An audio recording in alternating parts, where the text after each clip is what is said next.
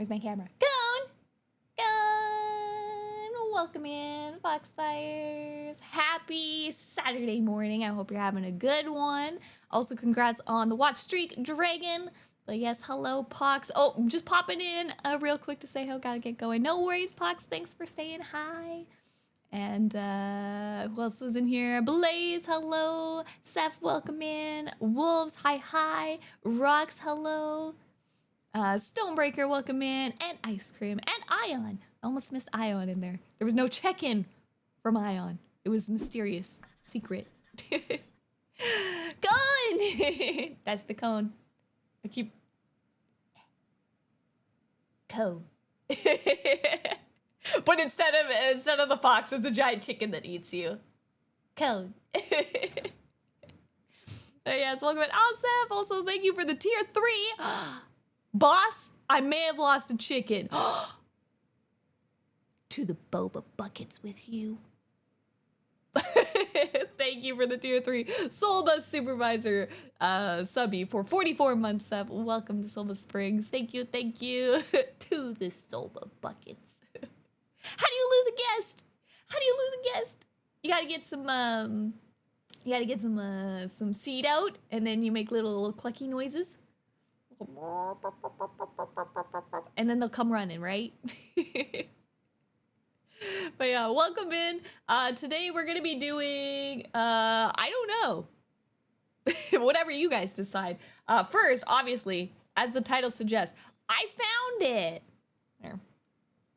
I found it. The Katie Ramen. Oh no, it's broken on here too. See, my ad timer was broken. I think the nutty things are broken. Hold on, but the side chat still works? It does. How am I supposed to do this? Hold on. So I noticed that the ad timer was broken. But I was like, that's fine. We'll just like go without the ads. Cause that's why I did the test at the beginning of stream. I wrote test to make sure that the chat worked. And the test showed up. So I was like, oh, perfect. Okay, if that add-on is working, then I just won't worry about the ads today. I'll look at it after stream.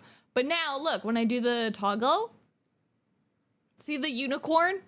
Well, it's a unicorn. It looks like a pink horse on the bottom bar, and the chat isn't displayed there. But why is that chat bar broken, but this one isn't broken when it's the same plugin? Huh? It's the same plugin. It's like Nutty's chat program. What the heck? And this makes it complicated because I have to go into my global sources to try to fix it. What does it fully say? Hold on, we're gonna go here. Well, if it's a new version, why would it break one version of the chat but not the other version of the chat? Okay, here's the ad timer. What does it say? Because like the whole message pops up. What, you're gonna work now? Now you're gonna decide to work? Okay, well then I guess I'll just keep turning it on and off for the other thing too. Because I turned it off and on again on another thing to see if it just needed a refresh, but that didn't fix it. But now it seems to be fixing it right now, so let's try it with the chat. We'll see if that fixes.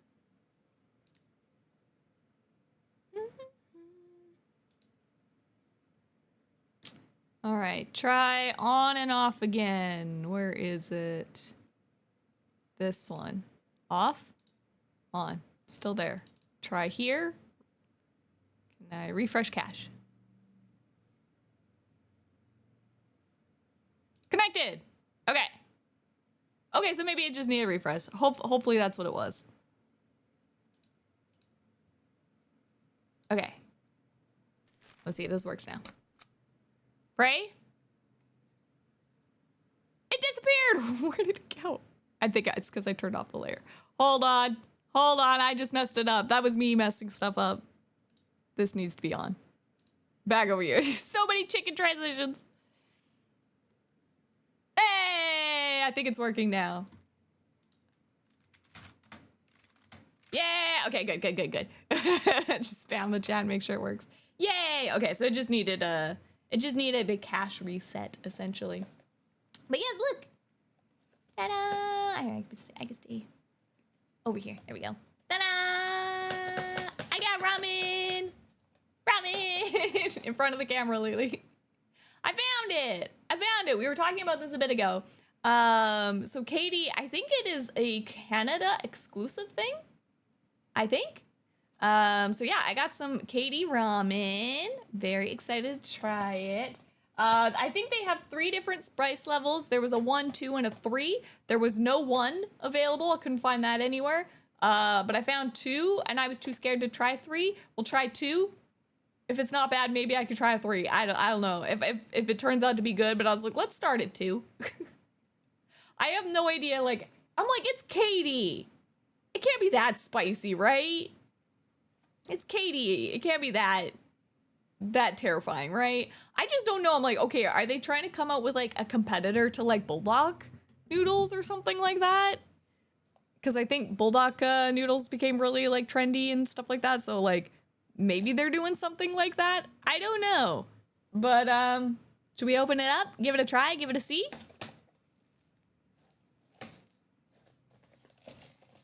How do I open it? Bust it open.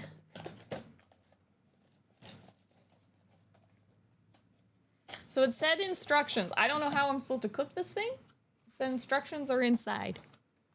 So I didn't prep anything for this because I was like, I don't know how it's cooked. I was like, is this a stovetop thing? Is this a boil water thing? Cooking instructions. Okay, it says there's a microwave. There's a microwave option. Or there's a kettle option. I'll probably do the kettle because I think kettle will be easiest for us. Oh, it does say microwave preferred option. I guess I should make this the way that it should be preferred, right? Theoretically. Remove lid fully and pouches from bowl. Add water to fill line. Do not overfill. Microwave uncovered on high for 3.5 to 4 minutes or until noodles are tender. Microwave time may vary. Don't drain. Stir in cheese and seasoning mixes until well blended. All right. So I guess I just fill it with water.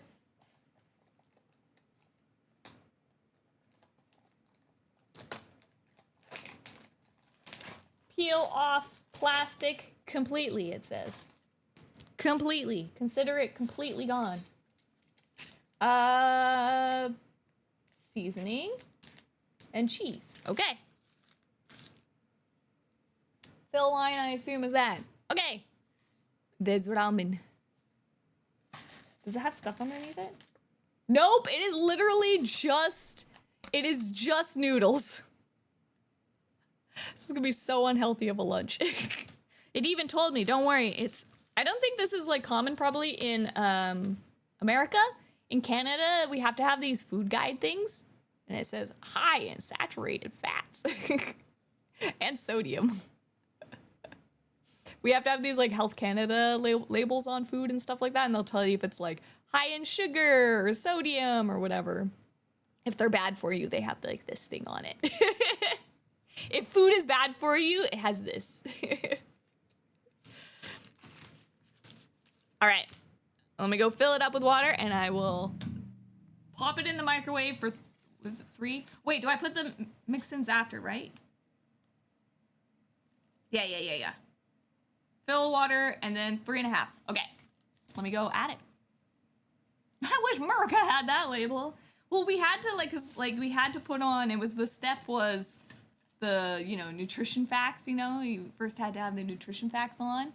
And then people found these too complicated to read. So now Canada is like, well, now we have to put like a more simplified version of it on the front of the label. All right, BRB. Get some water, do some microwave.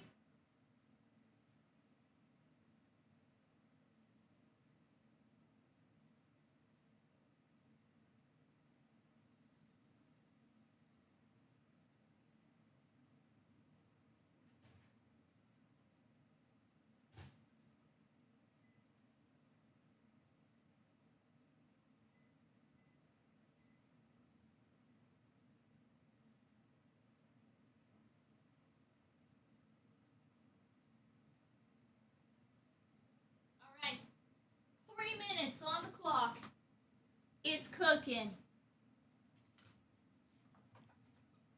It's cooking. Hello, you kid. Welcome in. I know. I have to cook it. I have to cook it. I have to give it the best opportunity, right? I think that's only fair. Ramen is never bad for you. I don't know about that one. I mean, yeah, sure. 100%. Never bad. Eat it every day. Oh man, I wish I could have ramen every day. Oh, that'd be so good. So good. But yeah, so aside from eating KD today, I don't know what I want to do today. I have too many things that I kind of want to do, so I was like, maybe I'll leave the vote to you guys. Actually, I might as well put that up, and then we can do that while we're doing some KD.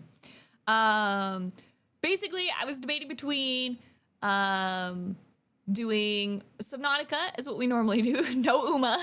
I don't play Uma. I play Love and Deep Space. You want to play Love and Deep Space? Wait, before we get into Love and Deep Space wise, I am so happy. I cleared, hold on. People that know Love and Deep Space will know what I'm talking about. I cleared my Hunter contest for the first time. And I did it with all Xavier. I have a picture. I took a picture of it.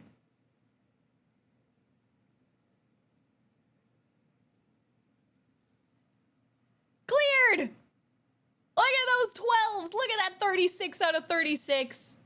I was so proud of myself. I did it, and then there's my team. Look at it. It's all Xavier. My 3 Xavier miss. So it's Lightseeker, Moon, Lugo. I almost said Luguang. Yeah. What is it in? Lumiere. I could only think of the Chinese. I could not think of the English. Lumiere. So Lightseeker, Lumiere, and then the Knight. Dark Knight. Yeah! I was so proud of myself.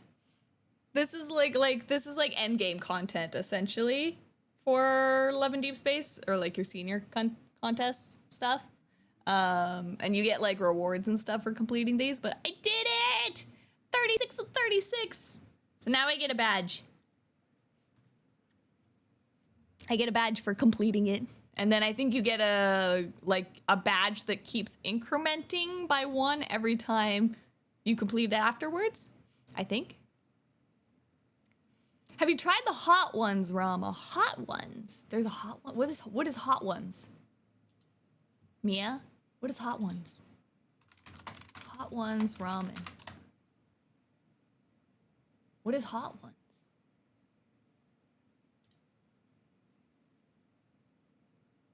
Oh, I don't think I've ever seen these. Asha is the brand? Is it Chicken Wings YouTube channel? Chicken Redacteds! Not the Chicken Redacteds! So, is it just like, is it basically just like a hot sauce brand? Yeah, I've never seen this before. They're pretty good? Well, if I see them, I'll have to give it a try. Also, my standards for this ramen is on the floor. I do not think it's gonna be very good. It's just basically probably gonna be crap. Well, I guess like it's the floor is Kraft dinner. It's gonna taste like just Kraft dinner done with, instead of macaroni noodles, it's gonna be ramen noodles. Is that not all this is? I'm pretty sure that's all this is. But I was like, I have to buy it for you guys anyways. We gotta give it a try. Hello, Quackleton, welcome in. And Weekend Whaler, welcome in. Velveeta cheese. Yep. Well, it's Kraft cheese. Kraft cheese. All right, let me go see if the microwave's done. Should be. Should be done by now.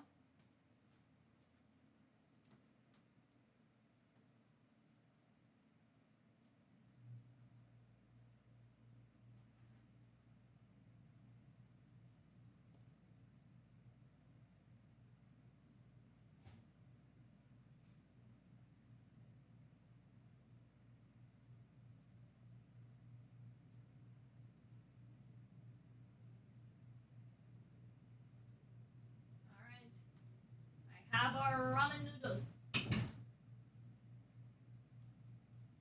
Ramen noodle. Na na na na. With my chopsticks. I want my music. Ugh.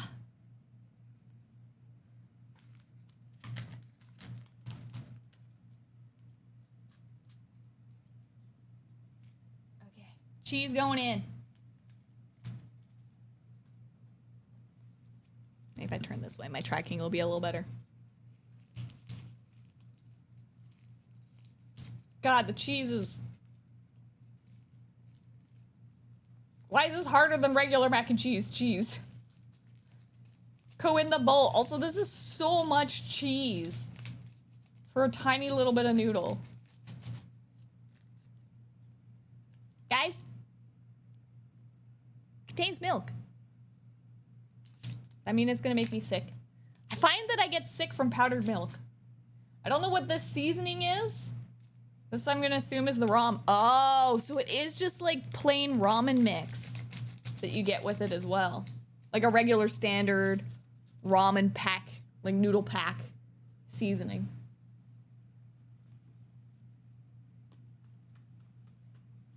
That mix.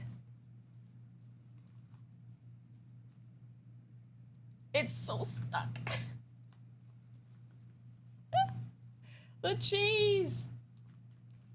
Okay, so at least there is, so this is just basically like, I know it's a very popular thing where you take a slice of like that processed cheese and you put that into like your regular like ramen.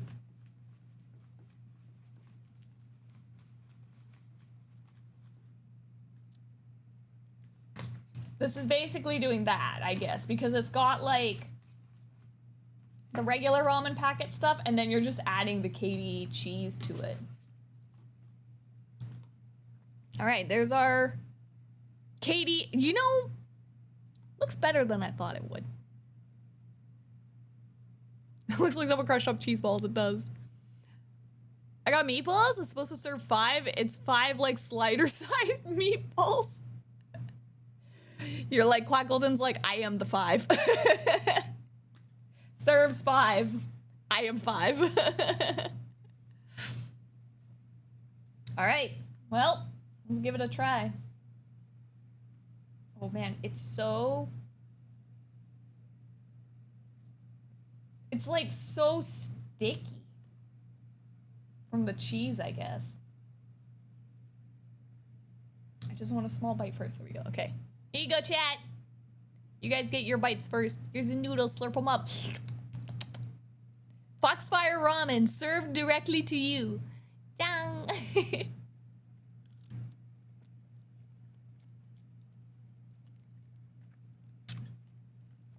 It is. Oh, it is so saucy. There is so much sauce.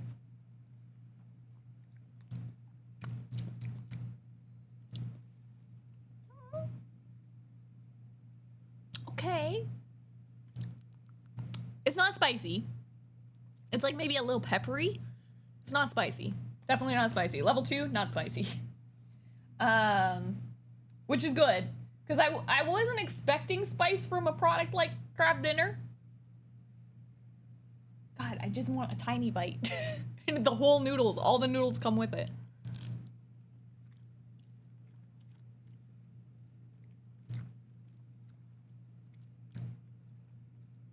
I don't know what to think of this. I mean, again, the floor is Kraft Dinner.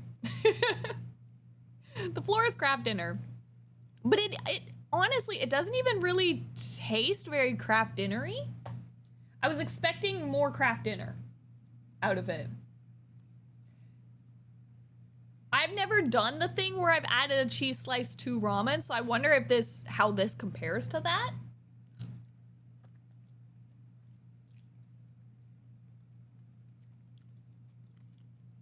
I mean, it's pretty good. I would definitely say it doesn't taste anything like ramen. But I wonder how close it tastes to like ramen with a cheese slice in it. Because like I said, I've never done that before. I've never been the person to do that. I know it is very, very popular. I don't know. Like, it's not bad. It's food. It's definitely food. Again, my expectations were really low though, so.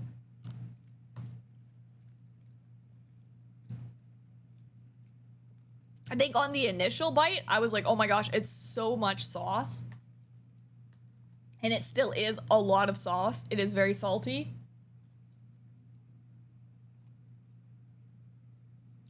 But I feel like I'm like comparing it to, I'm thinking like, okay, I make an Indomie. It is kind of like a Indomie, but cheesier. And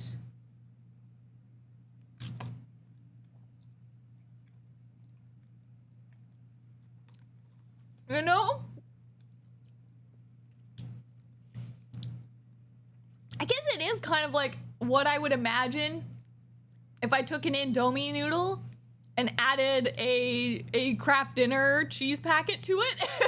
You know, it does kind of deliver on that. I'm like, okay, I'm leaning. I can taste the KD essence now. I feel like the KD essence was kind of hidden at first because I think it's got that like the ramen noodle packet to it.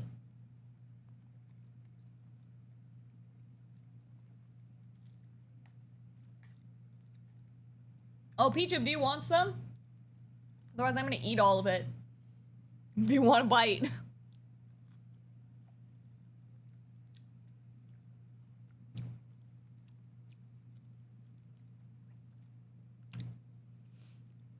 It's food like jellied eels is food.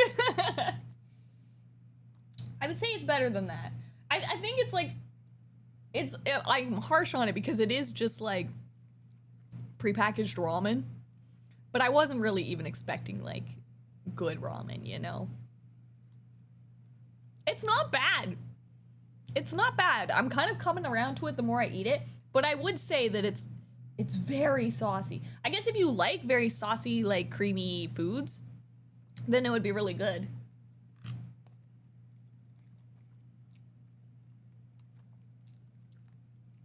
I feel like, honestly, they could have done like I could have done a half a package of each of these for the sauce wise. Like, it's just like, look at it at the bottom there. But if you're like, I'm just like, oh my God, again, the carbs and or not the carbs, the sodium and the trans fats that I'm eating right now.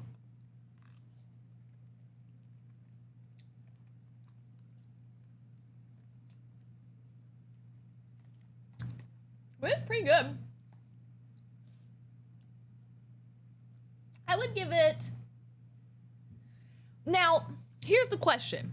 Would I rather eat this than Kraft Dinner? Or would I rather eat this over like an Indomie noodle?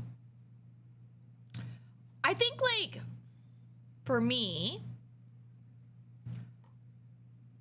Kraft Dinner is still something different to me than this.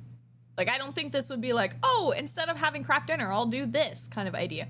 I could see me doing this as more just like, oh, I was gonna have a cup noodle and I'm feeling something a little more cheesy and less spicy, because all my Indomie ones are very spicy, then I would probably choose this one. I have had the Bulldog Carbonara. I prefer this over the Bulldog Carbonara because I think this is cheesier. Or like the cheese Bulldog noodle. This is definitely cheesier than those. So I'd prefer this over those if you're looking for like more of a cheese ramen-y noodle. I think these ones are better.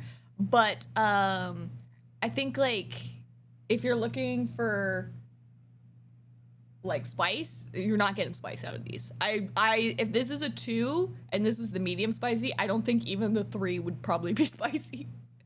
So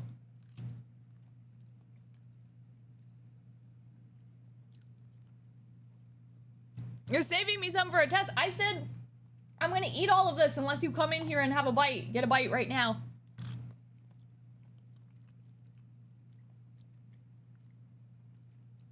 So you better come get your bite. Adding a little bit of redacted extra protein is always good. No! No redacted. Actually, this would be a lot better if I did add more, because there's so much sauce. If you added like vegetables and stuff to it. But at that point, okay, fine, I'll save you a little bite at the end.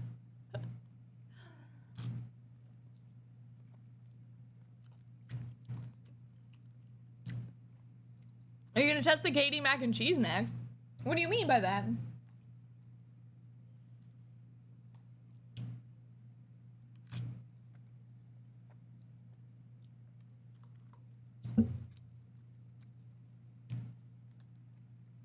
But yeah, I could see myself reaching for something like this if I wanted a less spicy Indomie, more cheesy. I definitely would put it, it's more in the ramen camp than KD camp for sure. Cause like KD to me, like it's the noodle texture. Like you actually get like an elbow macaroni noodle, you know?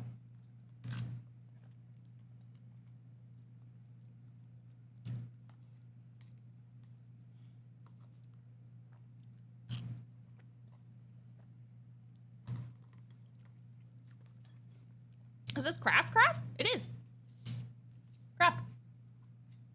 It's Kraft dinner. See? KD.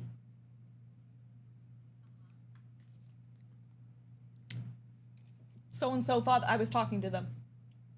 I don't know, is Heinz Kraft for you guys? Kraft Heinz?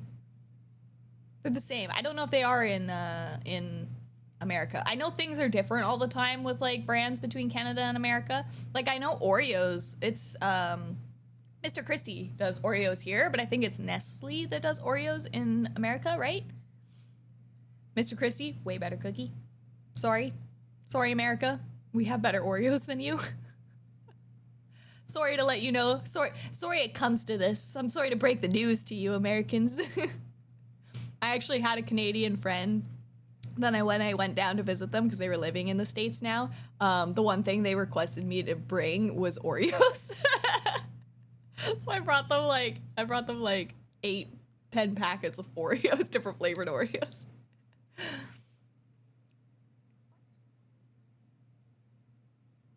Okay, so it is all one big company? So you guys get the same then.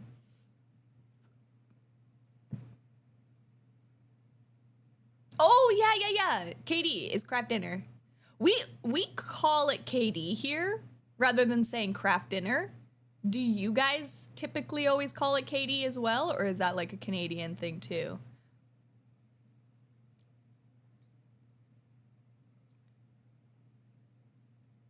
I prefer noodles like this a little raw. I like the extra crunch. I also like the noodles a little bit more on the El Dente side. I did 3.5 minutes and I think it was pretty good.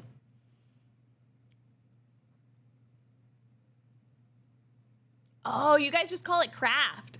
Ah, yeah, we call it KD here. Canadians always call it KD. KD ramen. Kraft dinner. Kraft dinner. That's interesting. So that is a regional thing.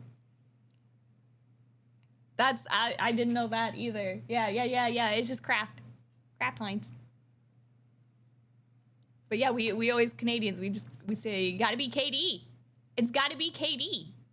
Canadians like their KD. Like I know in America, I know like Annie's and stuff like that is like also like popular. Canadians, we just eat KD. Like the KD section compared to the other brands of macaroni is like the other brands are like insignificant in size. Everything in Canada is KD. All right, I'll give a little bit of one more bite. One more bite for chat, and then the rest can go to Pichu. Nyam nyam. Open up, poppies. Okay. I'll go walk this out to Pichu, and then they can give their review.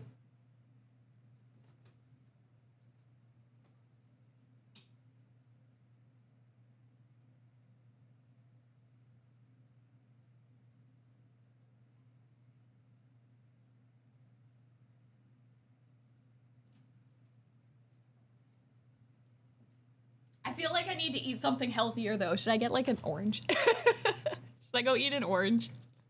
That felt so, I feel my arteries clogging up after eating that.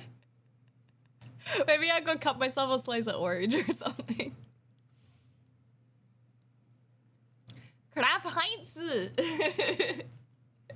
My German brain. Say what now? I need a cleansing orange.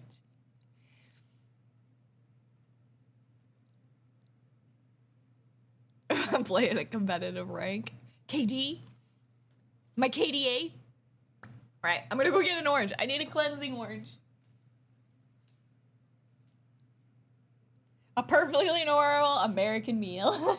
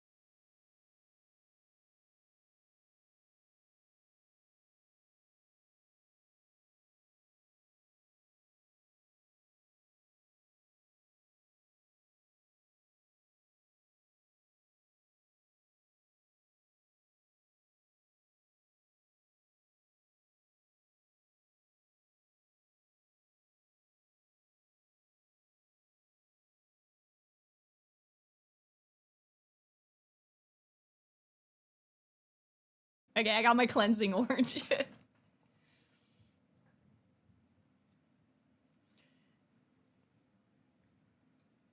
Unlimited power, wolves. Here you go, guys. Here's to cleanse your palate. A little bit of orange. Delicious.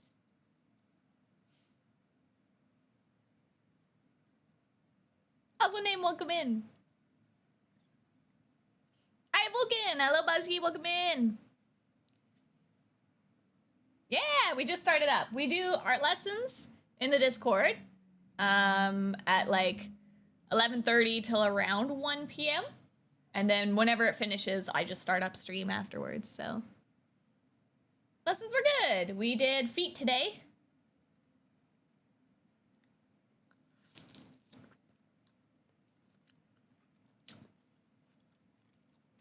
Yeah, we did feet today. So, hands was last week, feet was this week. Two very difficult lessons, but it's good. Get some practice in, get those hours up. The more you do, the better you get.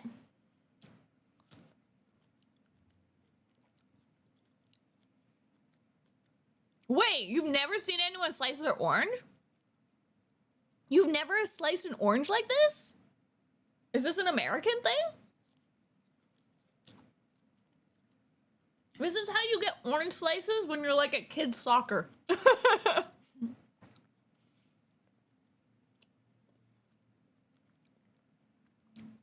Chinese for mango is mango, but orange is 橙子.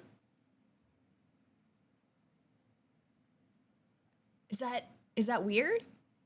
Why is it weird? Also, are mangoes melons? No, I don't think so. I don't think they're in the melon family, but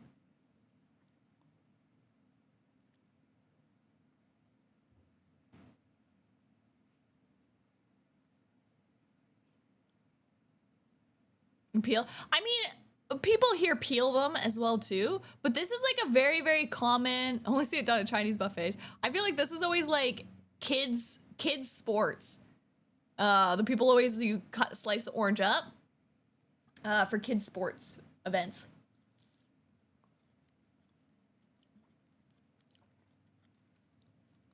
And I like it this way better because I find that I don't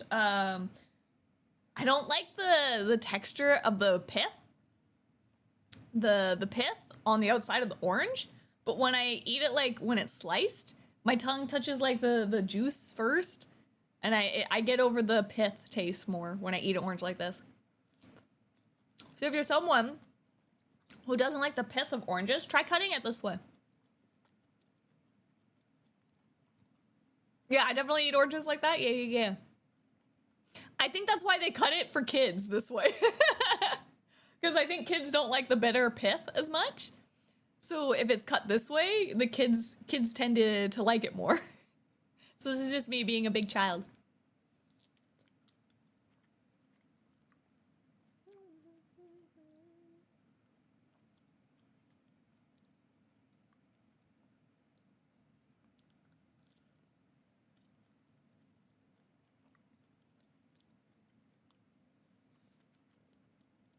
Really? First time seeing an orange sliced.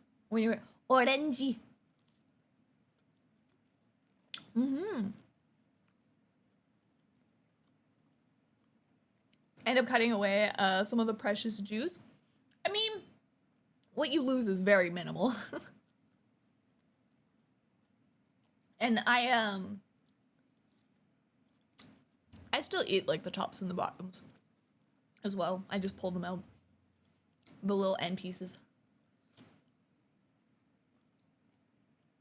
I just left them out there because I was like, I'll eat them after. Eat them later.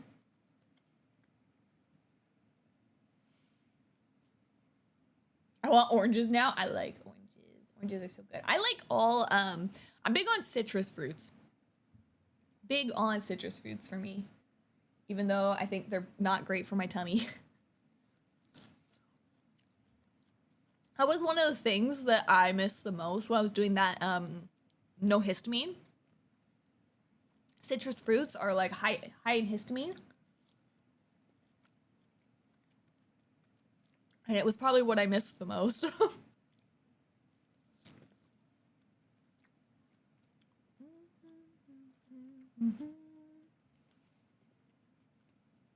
Yes, I do compost the rinds. Although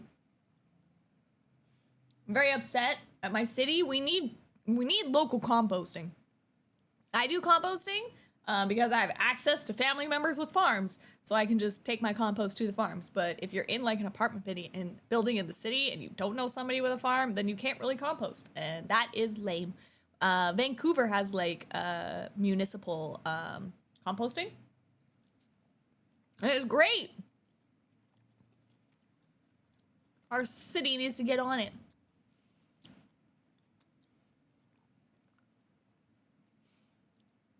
Bite into the peel.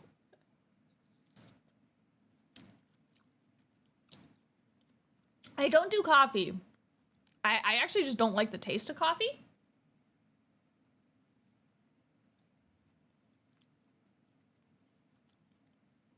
How do you do your compost? So I have, since I'm in a apartment, I just have a compost bin. I have done the bokashi method as well too. So I actually have a bokashi bin. But I found that because I just like have a farm, I might as well just like throw everything in a compost bin and then just take that to a farm and just dump it in the actual compost. So that's just what I do, is I just have an actual bokashi bin, but I don't use it for bokashi anymore. We just fill it up, and then when it gets full, we just take it to the farm and dump it in the compost pile on the farm. So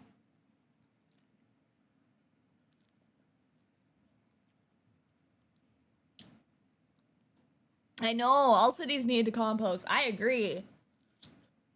It's so dumb. Where's the compost go? So yeah, so like how compost, like you need to have basically like a compost pile. No, this is good education, Bubsy. This is great because there's probably tons of people that don't know. So you take all your food scraps, and for like actual compost, you take those food scraps and you mix it in like a compost bin or barrel. And what that is basically is it's like a spot where like you have basically a mix of kind of dry compost waste and wet compost waste. So food scraps like this are more of like a wet compost waste. And then there's stuff like newspaper or napkins, hay, just like sawdust and stuff is like a dry compost. Leaves from like your backyard, dried leaves and stuff like that. That's all like a dry compost. And you do like a mix between the wet food scrap compost and the other stuff. And that's in like a bin. And you do it kind of like in layers. And basically like worms and flies and maggots and all that kind of stuff gets into the compost. And those animals work at turning your compost and food scraps back into soil, essentially. So they eat all the food and the scraps and they poop out good, nutritious soil, essentially. And then with the compost bins, like when you dump them, you basically churn them. So you have to like turn them with either like a pitchfork or a shovel. And you aerate the compost to get kind of that air in for those microbes and stuff like that to work. And yeah, eventually those food scraps turn back into soil, and then you can use that soil and you put it in your garden, or to make the vegetables again and stuff like that. And it's very like nutrient rich because of all that bacteria and poop, worm poop. And it's like really good nutrients that you can then put back into the soil to go back into your vegetables. So compost is great.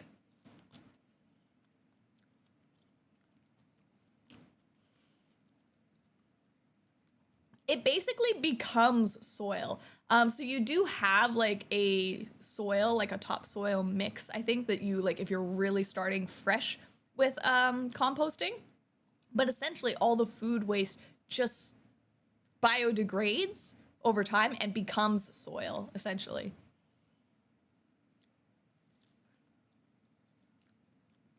Cutting them up makes the compost faster too. Yes. So are we just made of soil? Yes. Everything goes back to the earth. Hold on, let me show too, because we've got like there's like different kinds of composting you could do. So I'm passionate about compost. Here's some pictures. So this is just like regular composting, right? Here's your regular compost. So yeah, like you just like on big farms, like a lot of people just dump in an area, but you can get compost bins. So there's different types, right? So these ones are like pretty common that you find. So in the bottom, your soil, you're in the way, Lily. See the bottom? It like lifts up, right? It lifts up and your soil comes out the bottom and you put the fresh scraps in the top and they eventually slowly biodegrade and then it becomes soil in the bottom over time, right? Mother Nature. So that's, yeah, like just like a top down one. If you want it to like kind of work faster, these are like rotating bins. So you don't have to like get a shovel. Like if there's this, you have to like kind of get a pitchfork or a shovel in here and try to like aerate it and stir it around. But there's these ones that you can get too, which are like bins that you can, you put the scraps in and then every little bit you like do this, give it like a little turn or a spin. And it helps to aerate and mix up the compost. Then there's bokashi, which is one you can do at home. So this is actually the bin that I have, that I keep my scraps in. This is like a website you can buy their composter. This is like a better-ish method for people that are in like apartments and stuff like that. But bokashi is a Japanese-made composting system. And you basically, like for this bokashi one, is you put like your scraps down and then you do like a layer of this, it's got microorganisms. Here it is. This bokashi, in the middle. This stuff. It's got like this mix of, it's kind of like, it's almost like sawdusty type mix. And this stuff has like microbacteria organisms inside this mix. And you sprinkle this on the top of the compost. And that works, those microorganisms work to break down the food and turn it into soil. And then they like the actual bucket. So this goes down here. This little piece is at the bottom and it's got holes and stuff in it because in compost, you don't want it to get wet. So your food and stuff is all very wet and full of water. And as it dries out, that water kind of goes down to the bottom. So this sits in the top of here, and then all that compost, it's called bokashi tea, all that liquid goes to the bottom, and then you can pour it out, and then it's like you mix this with water, and it becomes like a fertilizer for your plants. Yeah, compost tea. It's stinky stuff. But yeah, so that's like the bokashi method. You can also do worm bins is another way. Worm bins. So these are worm bins. Basically you just have worms in a layer. Here it is. This is a good drawing description. So you got like a worm layer, and then you have like where they can get to, and then there's like a layer that you fill kind of thing, and then you like keep like rotating these and like dumping them down. And then eventually you get the same tea at the bottom, and then you get the castings or the compost. So the worms eat the food, and then they poop it out. Worm composting method is like really, really good. Works really well, but some people don't like the idea of like worms in their house or bugs. Worms are cute. Would you still love me if I'm a worm, chat? But yeah, so some people don't like the idea of having worms in their house. Yeah, there's like the bins. So yeah, the worm one is another one. So that's why some people prefer like the bokashi over the worms. I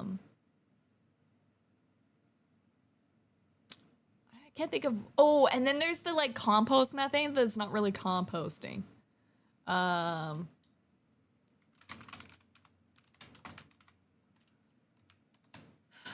It's like, what do they call them?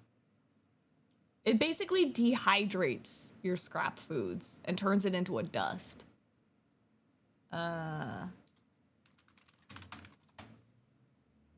These things. So these things, basically you put your food scraps into them, and it uses like heat and air, and it like basically just dehydrates the scraps down until there's no water left in them. And then it pulverizes the food into a dust. And then there's that. And it's like, people say like, that's not really like compost. Like, it works to get rid of your food scraps. It is a way to do it if you're like in a apartment and stuff like that. But it's not really compost, because like you're not getting the like nutrients out of doing it this way, essentially. Whereas like the worms or the bokashi, those microorganisms are working to basically eat the decaying matter and turning it into something that's rich for the soil again. And then you could use that for remaking vegetables and stuff like that. But so it's just like a different type of method. It still works like if you're in a compost or in an apartment, right? If you don't have anything else, it still works great. But it's just, there's just a bit of a difference between regular compost and this.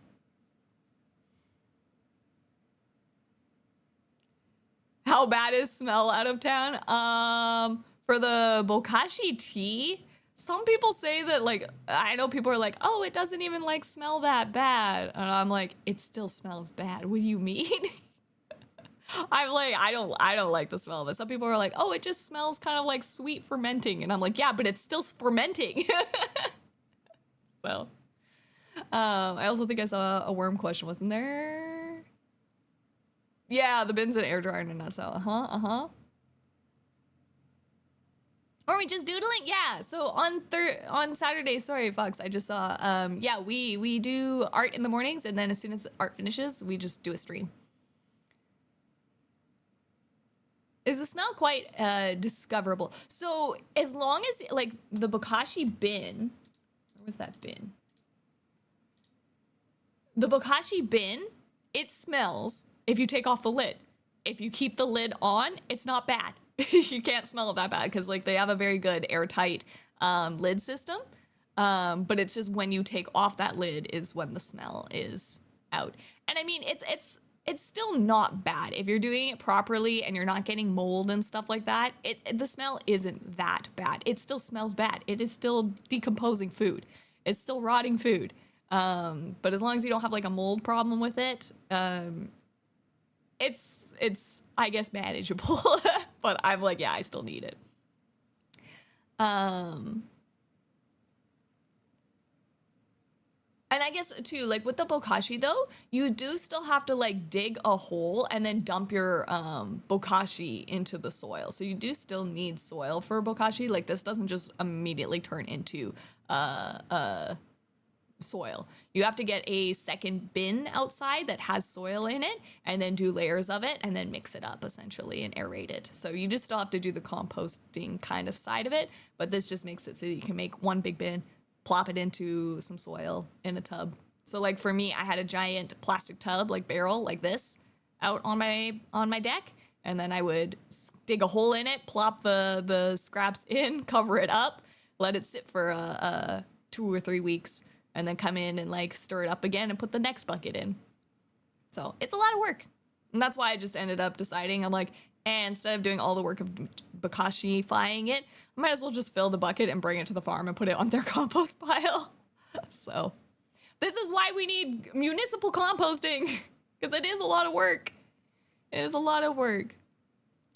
But I did see something about, where was it? About the worms.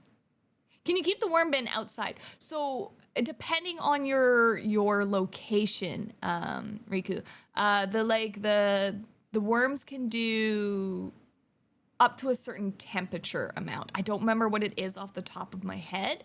But yeah, they can survive up to, like, a certain negative amount. But if it goes too cold, then they will die, right? They'll freeze and die. So that's why, like, if you're in a place that gets cold winters and stuff like that, then you would have to bring that worm bin from outside into your house. So that's why I think also some people don't like doing the worm method, because they're like, well, I can keep it outside. And it's like, well, unless it gets cold, if you're reaching 0, they might die. So, because essentially, like, how worms can, in the actual environment, can just, like, dig down where it's warmer in the Earth's surface, right? And avoid the permafrost layer. But if there's no dirt to go deeper and warmer, then the dirt freezes and they die. Breathe it in until he goes nose blind.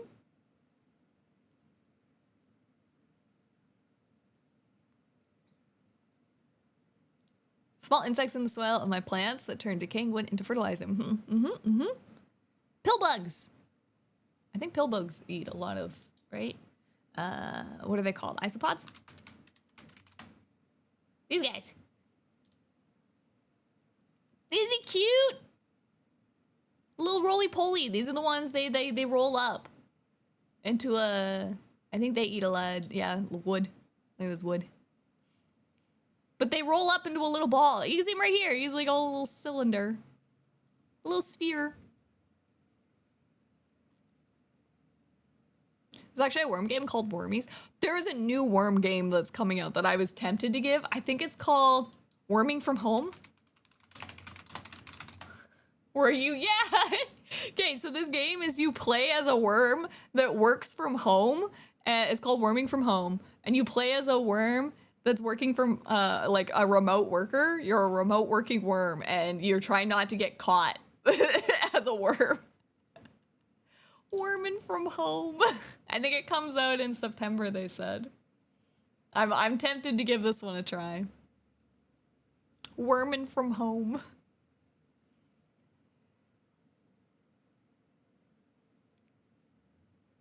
Spooky! The bugs! The bugs! Yeah, friend that's germophobic. I also do not like the dirtiness, it's true. So that's why I'm like having it as like being municipal. All you have to do is collect your scraps up and then you dump it in a specific bin, just like your recycling and your regular trash and stuff. Like everything's just sorted out.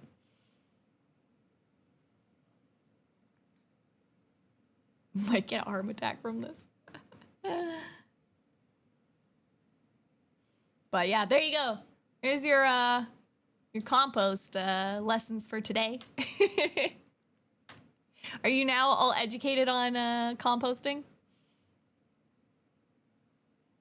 Like I said, I'm lucky because yeah, I can have land essentially. That's the hard part. Is there's tons of people that are living in apartments and they don't have land. So like, what are they supposed to do with their food scraps besides throw it in the trash, which is not great. So, and it's like the worst thing ever too, because like then your trash smells because it has food scraps in it, right? And it's like, whereas like if you separate your compost and your regular trash, then your regular trash doesn't really get stinky because there's not much in it that is like making smell. I think for me, the only thing is like if I'm like cooking something with meats, like meat wrappers and stuff that you might not be able to wash and recycle, that have to go in the trash, like if they're saran wrapped kind of thing. That's really the only thing that like might have a lingering smell that goes in the trash. Also, I might call it a night. No worries, Budgie. It's 4:55 a.m. Get some sleep. Thanks for hanging out with us as well. Give a little one. All right, it's lullaby time. We're just starting with Kane.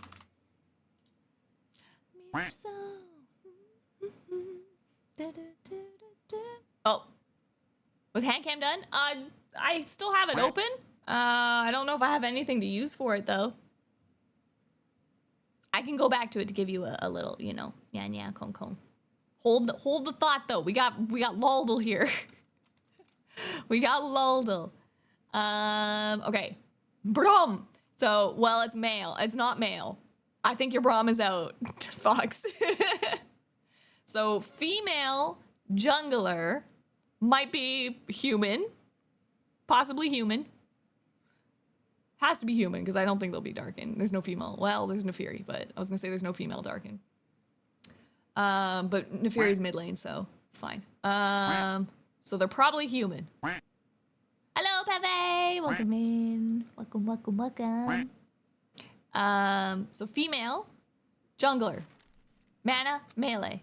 Not from this region. I was like immediately, oh right, because human. I was thinking I was gonna lean into Rek'Sai. Female, mana, melee, Kiana. How do we feel about Kiana? Oh, before 2017. Kiana's after, I'm pretty sure. I don't know that for sure. Is Kiana first?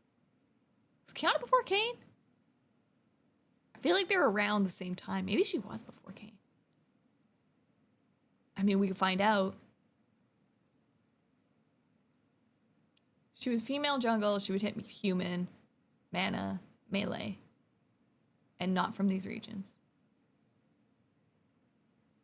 Nidalee, though, would give this as partially correct if it was Nidalee, because she's ranged and melee.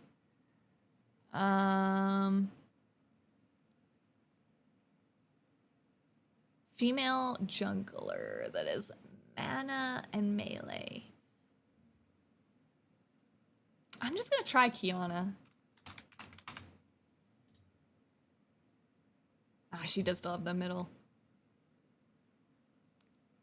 Ah, it was after Kane. I was right there at least. Okay.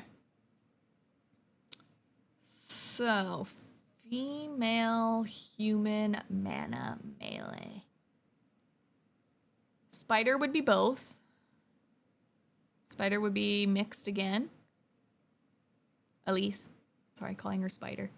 I'm also in the way of the... There you go. Female melee. Jungler. So many junglers that come to mind are all male.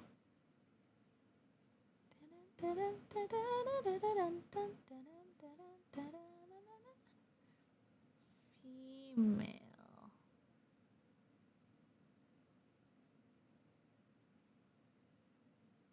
I bring up champ list.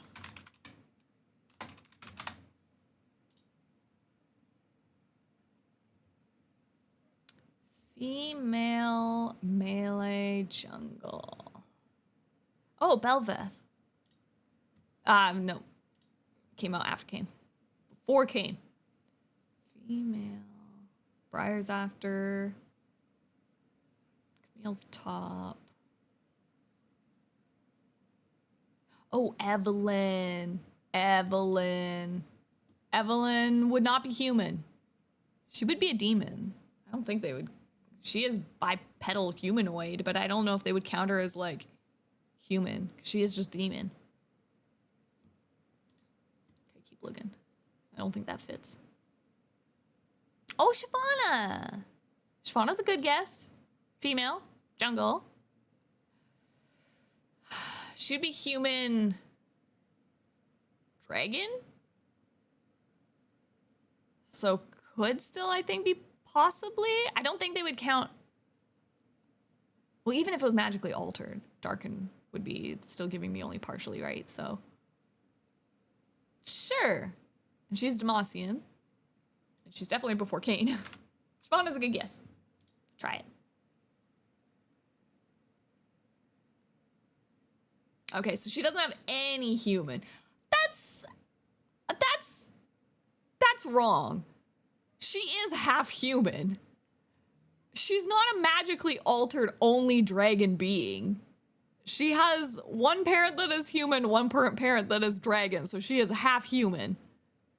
She should still have human in this, in my opinion. Oh, also, she doesn't have mana. Duh. I forgot. Not mana. Okay, but we got more information after 2011.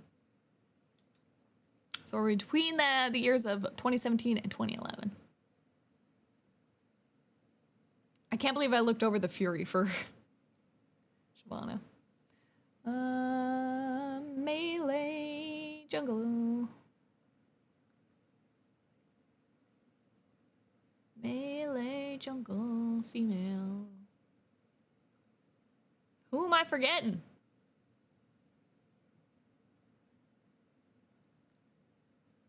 Who am I forgetting? Poppy would be top in jungle. I mean, you could jungler.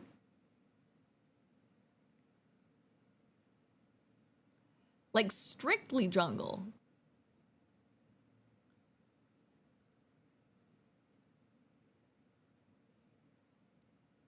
Leah's mid.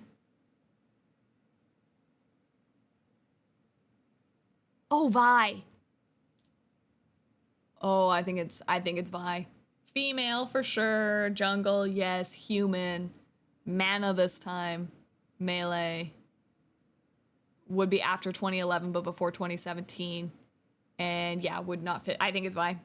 It's Vi. It's gotta be Vi. What? What? It's not Vi? Human is only partially right? Oh, is it Sejuani? Sejuani? Did Sejuani come out in 2012? I think she did. Yes, she did. It's Sejuani. It's gotta be Sejuani. Iceborne. Yep. Ah! It took so long. It took so long. My girl. I love Sejuani. I love her so much. Also, Lady Demon Wolf, thank you for the follow and welcome to the Foxfires. Go on. Oh, also, I should probably change to just chatting now we finished eating.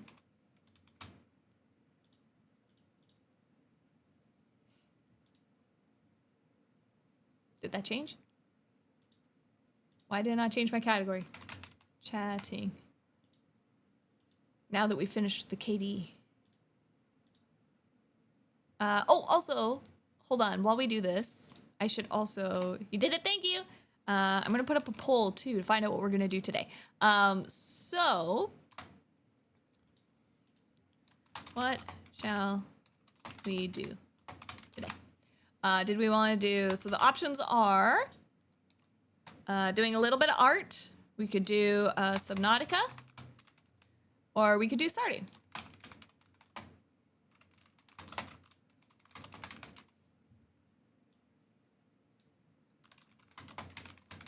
I can't say the whole thing, but progress. There we go. So yeah, we can either do some art. We can go to the depths with Subnautica. Or we can go back into Stardew Valley and keep working on our chicken. I know we just finished the Skull Caverns. So yeah, we can figure out. I think for art, I would probably be doing... I know I need to get some bird riftbound tokens. So maybe we try doing some assassin burbs maybe for art. Or we could do some Solba Springs pixel art explorations or something like that. I was like somewhere in there, so... I did finish the Skull Caves. We did get to level 100. Hey, Plop, what are we gonna do today? Thank you for the Phineas and Fur biddies. AOH. So yeah, get some, there's the votes there. Get your votes in on what you want to do. Or see. Quote. So much untapped power. Sindra.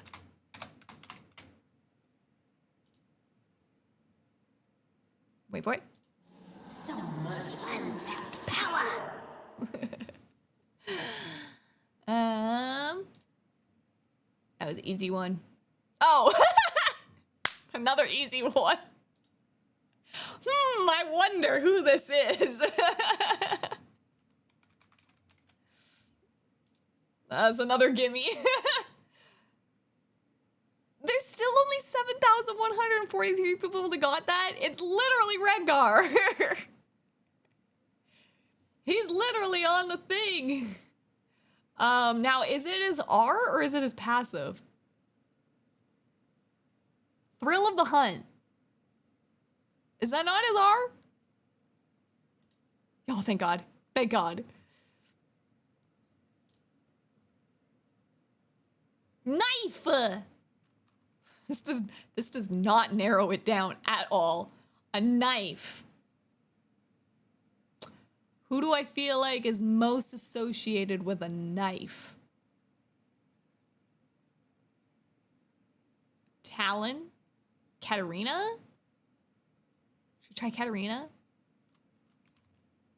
Dagger. Is there anyone else that's more like... Well, I mean, Nefiri is literally the darkened dagger. Yeah, it could be assassin. It could be darkened. Should I try Nefiri? She is the darkened dagger. I just don't think it's gonna be Nefiri. Katarina. It's Katarina. I should have guessed Katarina first. I should have guessed it first. But I was like, come on. I was like, it's gotta be, like, I was like, okay, daggers, Katarina, and Talon are very popular. But Nefiri is literally the darken dagger. Okay. Rant over. Oh, I wonder who that is. Do you guys know who it is? I know who it is. It's Nidalee! And this is her leopard Nidalee. Ta-da! The same emote is in there twice? Which is that for? Oh, did it give the daggers again on the second one? Like, come on! Daggers! Look, Katarina was up there as one of my first choices too. I'm just more biased to her brother. Talon. I just like Talon. I'm Talon biased. All right, how's the poll doing? Art or Stardew Valley is winning. Stardew winning with 2, Art at 1. Get your votes in, guys. Get your votes in. All right, I should also take away my orange peels. As promised for Blaze. Nya nya, nya nya, and a gone. Gone. Yeah, we ate the KD ramen earlier today, and I needed a cleansing orange for my diet. It felt way too unhealthy to have just that for lunch, so I had to have a cleansing orange. All right, here, let Aqua and DM entertain you. Here you go. You can talk to them while I put my dishes away.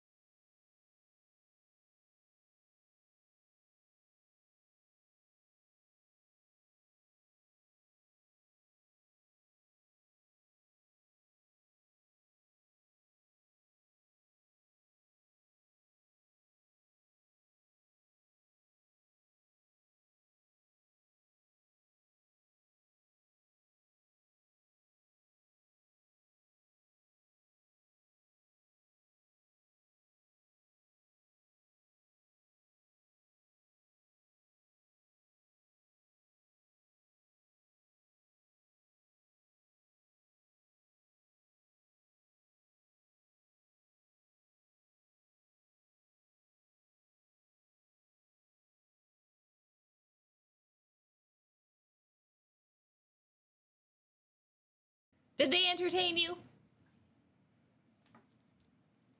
Collab time! Look at us.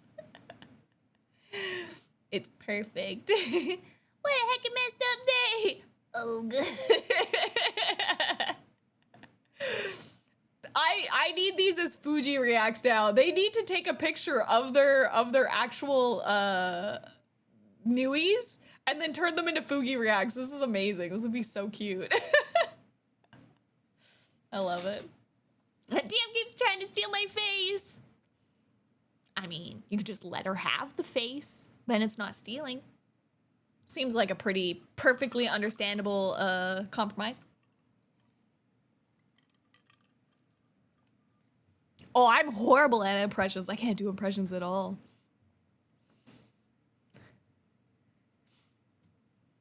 Also, wait a minute. What is this? What is this?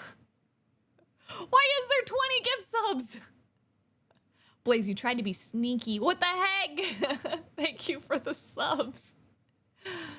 Thank you, thank you. It's been 4 years to keep my face. I'm not starting now. Thank you, Blaze. Thank you for the 20 subs. Thank you, thank you.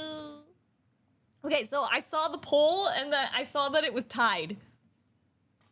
I saw it was tied. So what I might do then is I'll try doing some art. Oh, also I have Dio too. Dio's on here. Dio's on the DM. Dios. Little Dios. But yes, what I think I'll try to do then is I will try to do some art. If art is not flowing, if things are not going well, then we'll switch to Stardew Valley. Does that work? Going guns. All right. Get rid of the cam. Oh, look at that. It's already on art. Perfect. I didn't even have to set anything up, but I'm going to turn off this.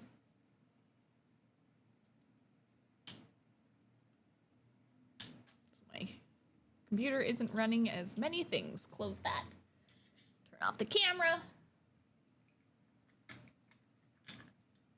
Oh, also, I wanted to chat a little bit about this, but Wardo, Tira, might be looking at making an improved hand tracking with webcam for Wardo. I'm very excited to hear that. Yeah, that was huge news. Basically, there was a company that is charging to use media kit tracking, basically, I think is what it is. The media pipe tracking, they're using like that base software, media pipe. They made their own version that's like runs better with it and are charging like subscriptions to use it. And apparently that company ended up blocking, I guess, like Tira's like personal account, even though like they don't even talk about Wardo at all, like on their personal, like it's just like a personal sharing and looking account, and they blocked them on it. So I don't know if something happened between the two, but they were like, what the heck? They like blocked me on this one. So then Tira was like upset and angry and was like, all right then, I'll make my own version and put it into Wardo, and yeah, and it'll be free for anybody that uses Wardo. And I was like, let's go! Spite. It works well. It makes people innovate. Spite works well. Fine, I'll do it myself, yes. And I was like, let's go! So I'm really, really excited. I hope it goes well for them. I've been wanting more, like, better tracking than MediaPipe for a while and stuff too. So I hope it goes well. I really, really want it. I've been waiting so long for more like webcam based like body tracking sitting at your desk to like improve, and it just hasn't been getting there. So to hear Tira was like, okay, I'll try picking it up and making my own better version myself. I was like, yes, let's go.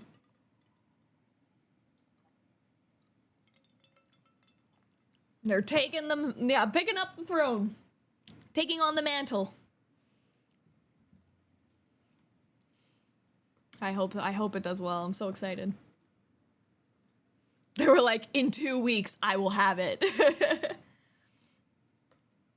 Alrighty. So, we can do two things here. Just trying to decide. Do I want to make a Riftbound Assassin card, or do I want to try to do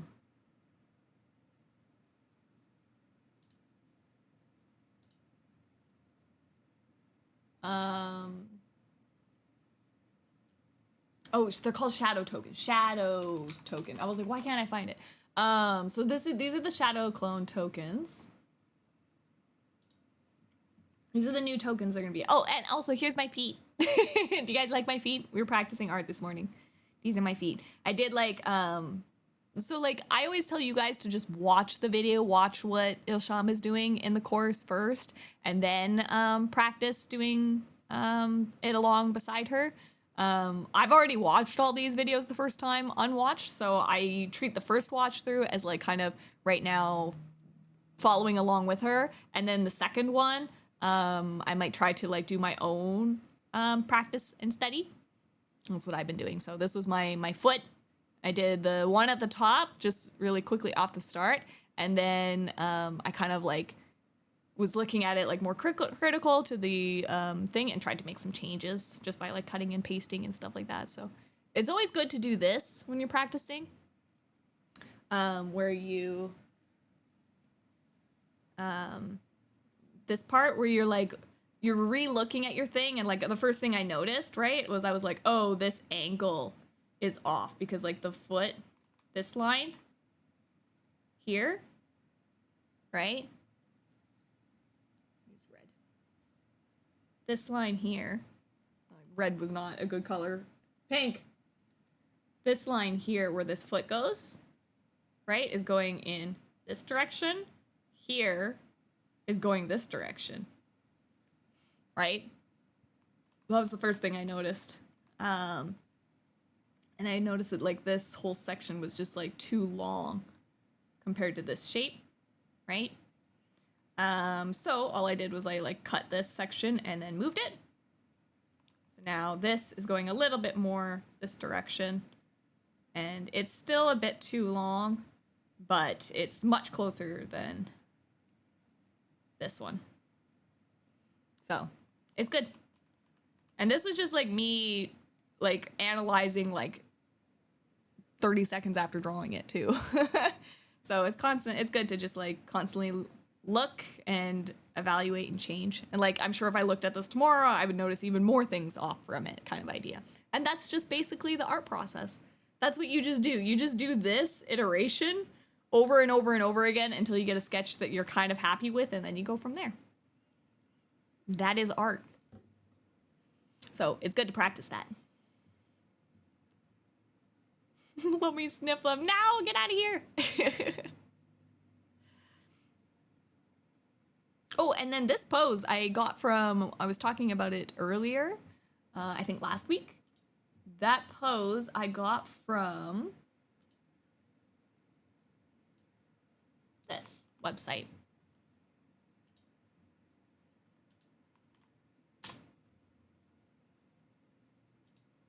I showed it off last time. I'll show it off again. It is a website. Here it is. For those that want it. You can basically, so like for the feet, you can put like poses or angles of stuff in, and then like search. I think it doesn't work for feet though. You might have to do like legs.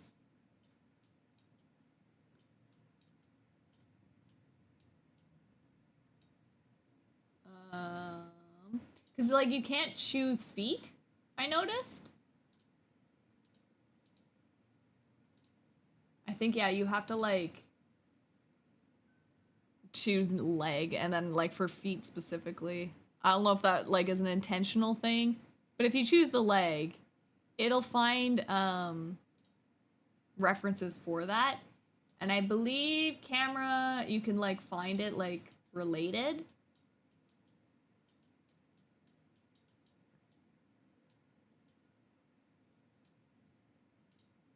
Yeah, see, now that I bent the leg, it'll like look for bent leg references. So it like takes into account the camera angle and stuff like that and gives you like a bunch of different references, right?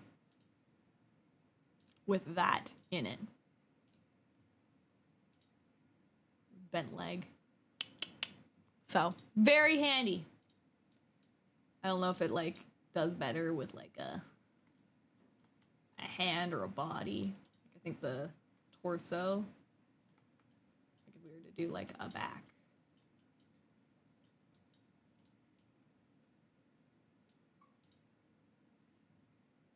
So yeah, it's like showing more the side shoulder. I don't know if it takes into account. Oh, it does too. There's like the back with the shoulder forward. Very cool. Very cool. A very useful tool for if you are an artist. Highly recommend. But this is the Shadow Assassin card, and I gotta turn this into a bird somehow. Because I want to make it a token. So let's head back over to art. Welcome in, Creebles. Hello, hello. Your art looks nice. Thank you, Quackleton. We're still learning. Okay, where's my burbs? Where's my burb tokens?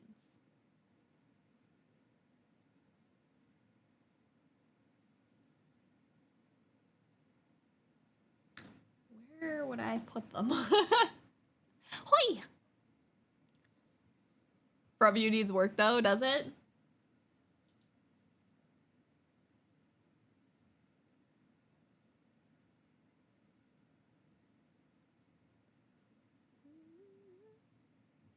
Oh, you're so happy with your side and quarter, but the front view needs work though. The front one is hard though because it's for shortened perspective. So it is more tricky.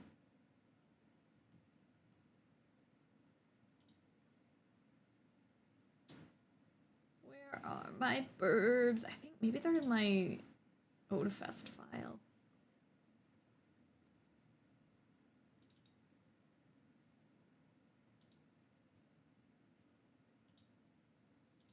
I don't remember where I put.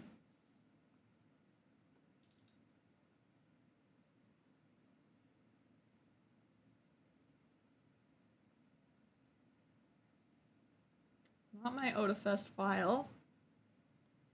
My League of Legends fan art? Is it in there? Fan art? It is! Okay. Rift Burbs. Rift Burb! Rift Burbs! So I need to make a shadow clone.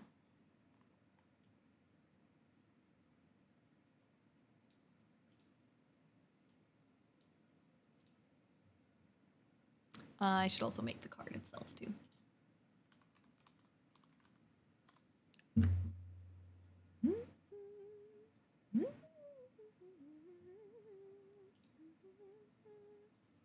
Forgot I need to do this first, so. What does this card say? This September will be my 6th year in the community. Heck yeah! Happy 6 years!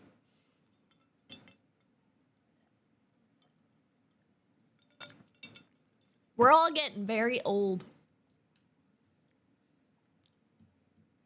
All right. Origins, we are making a unit card. Neutral, common, token unit. His name will be Shadowburb for now. His thing is when I attack, you may banish a unit from your trash. If you do, give me assault 4. How do I do the 4? I guess this 4.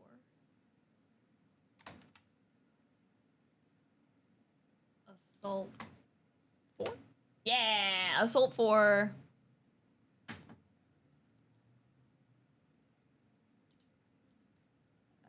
This turn.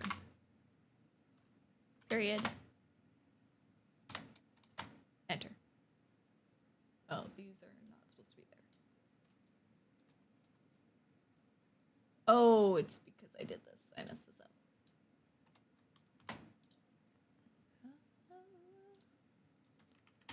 I just messed up the formatting. There we go. When I attack, you may banish a unit from your trash. If you do, give me assault for this turn.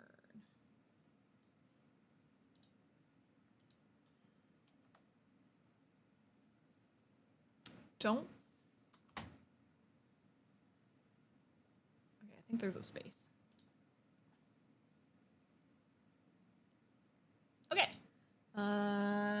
Then I need to change the tags. There's no tags, but there is V-E-N, and it is token number 5. Oh, and they have English now written there. Ian. That's new. Illustrator will be, I guess, me.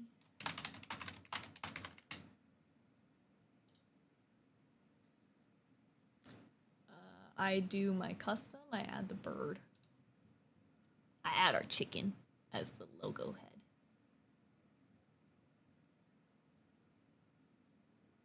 Gotta have Chimkin in there. I don't want to be old. Oh, there was a nan? A nyan nyan? Nyanya? Nyanya? Did I miss it? Apologize. Chicken.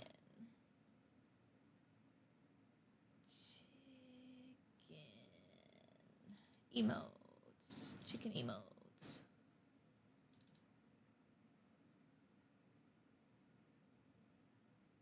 Where's default? Nope, that's a plant. Default chicken. Default. There he is. Little chicken on the bottom. Okay. Oh, it is not 6 might. It is 0 might. There we go. Let's download this at Ultra. And jump back to the art.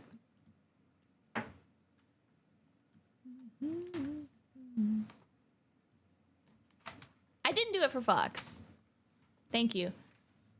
Sorry, Fox, you missed out on your nyas. Caught him up.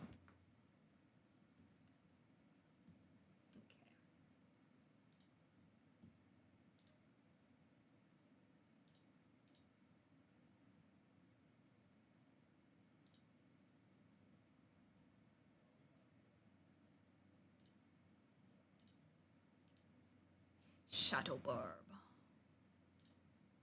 This Shadowburb for now. The Shadowbird, the unseen Shadowbird is the deadliest.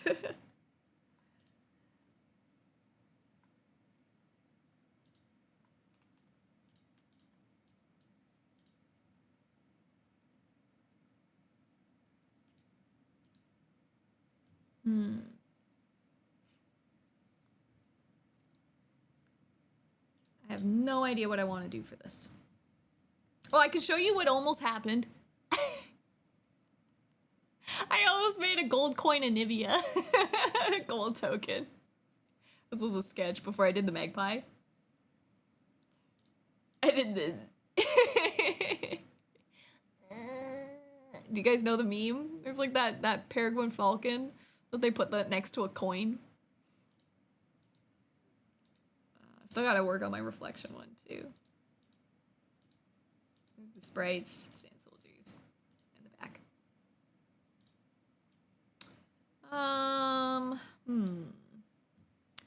What do I want to do for this?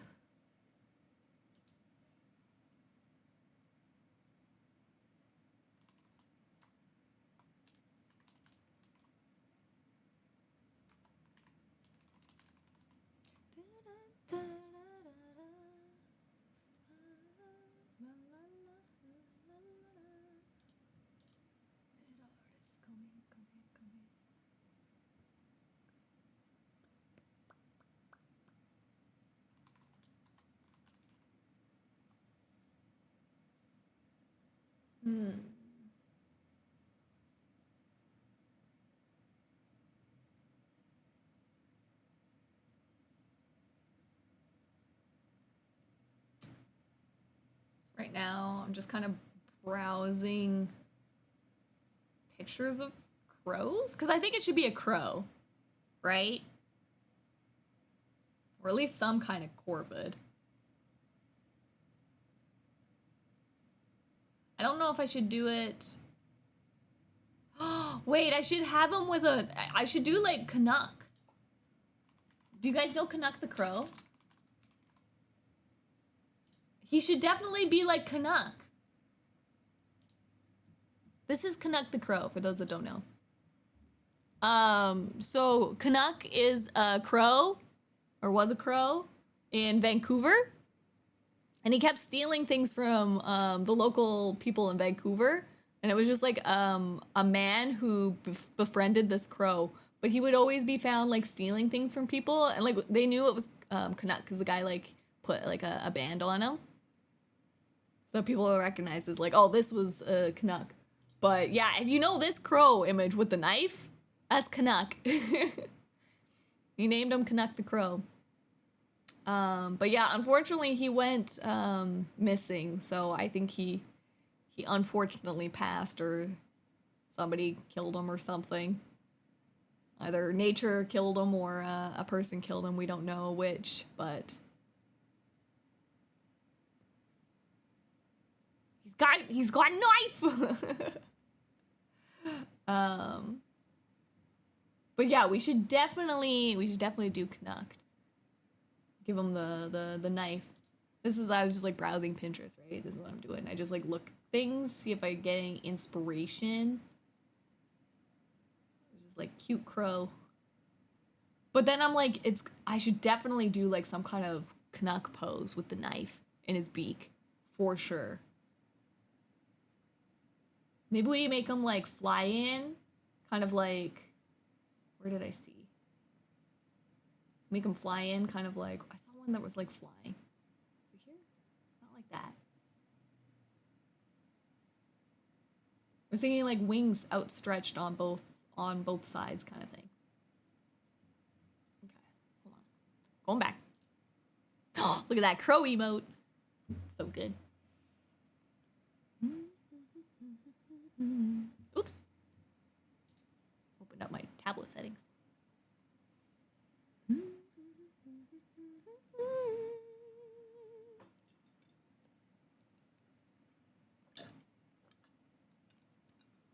Yeah, it's local too. My inspiration, Canuck the Crow. Where'd I put my pen? I lost my pen. Okay, I found it. It rolled behind. Eye wings. That's cute.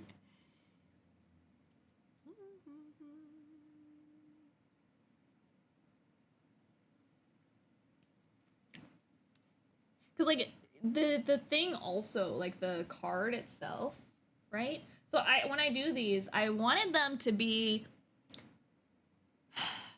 I wanted the tokens to still kind of look like the base token. Because I find sometimes when people use their own tokens and they look so wildly different from the original, when I'm playing the game, it sometimes confuses me. Or I forget that that's what it's representing, I guess, with tokens. So that's why all my little bird ones I've been wanting them to still look like the original card. So I just keep the background and theming of the card kind of the same. So that like you still get the idea of like, oh, this is clearly a sand soldier, you know what I mean? Or like clearly this is a sprite. You can see the other sprites from the background. And I thought too, it would be fun that, I can have these cards that are the Rift Birds, like the actual physical card. But also I thought like, oh, it'd be fun that you could sell like a sticker pack that you could then put over your actual physical token cards too. Like the real token cards, and the backgrounds and stuff would still match and still feel like, these little Riftbound characters. That's the idea, at least. That's why I've been doing them this way. But I was like, I don't know, maybe I should do more fun token card things that look more wild. I don't know yet, but I like my Riftbound burbs so far, so.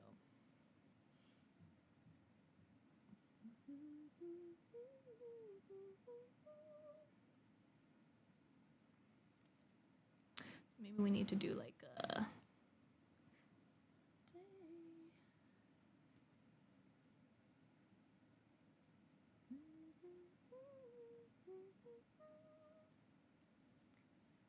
We did kind of like a body.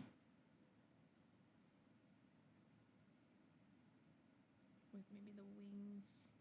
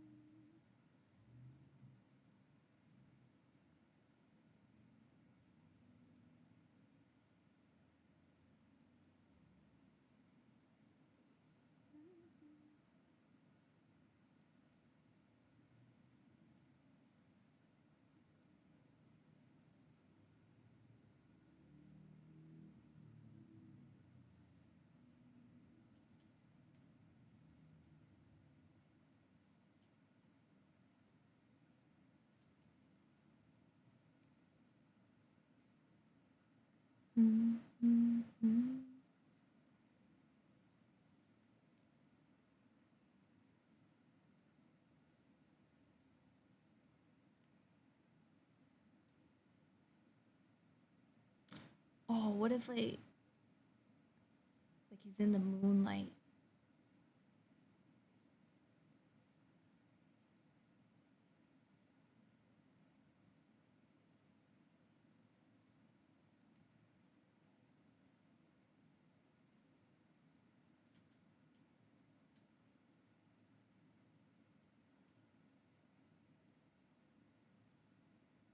He's like standing proud.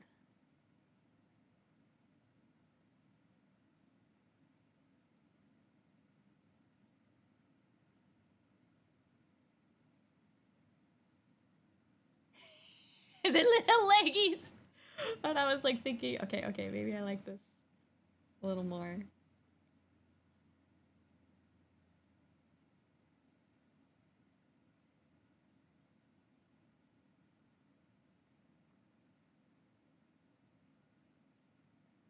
we had like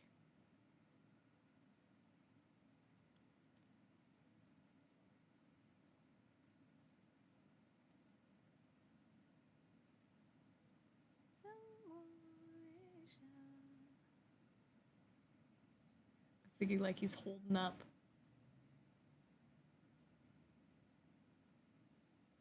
his knife.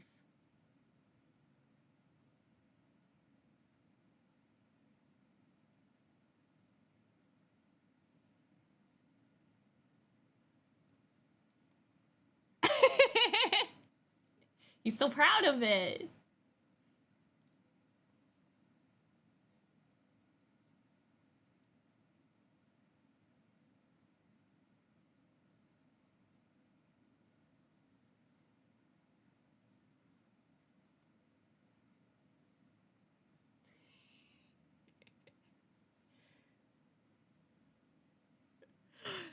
The knife. That's kind of cute. I kind of like that idea.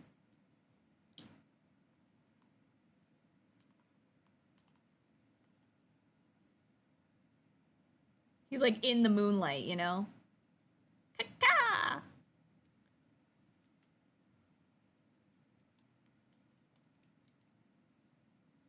The only thing was I wanted like him, I was like maybe to have like ninja in the wind. How do I make him more ninja?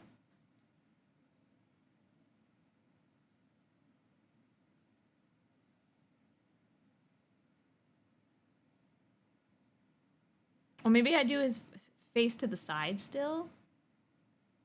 Okay, hold on. Let's recreate this one. This is our thumbnailing phase. This is where you experiment.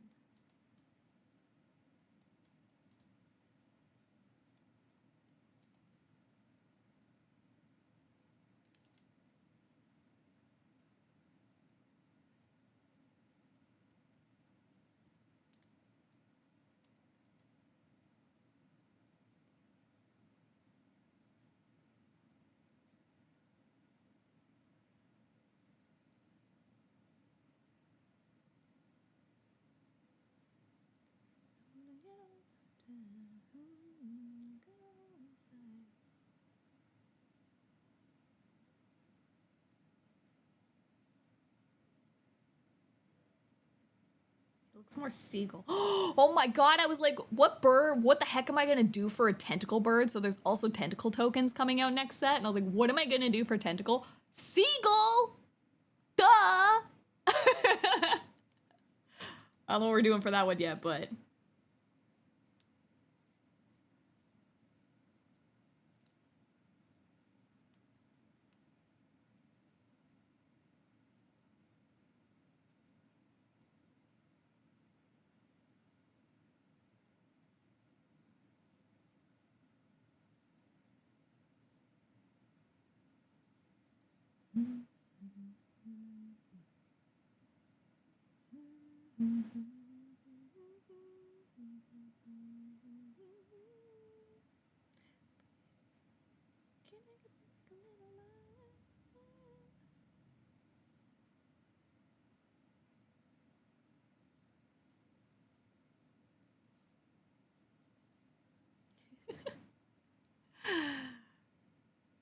Seagull with tentacles!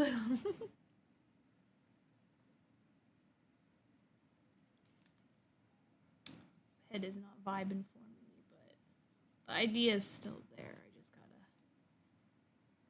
Is it because it's too big?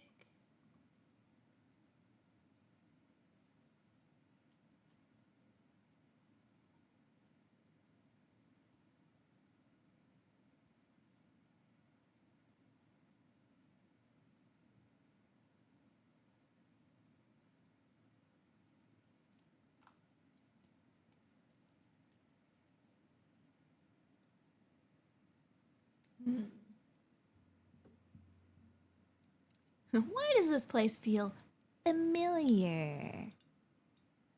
I don't know, Electric. Welcome in. Is this your first time coming back since my rebrand? Is that why?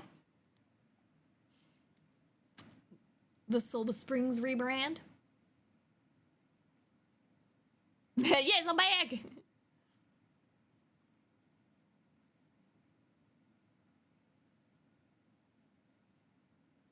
Oh, maybe he's cool like this, actually.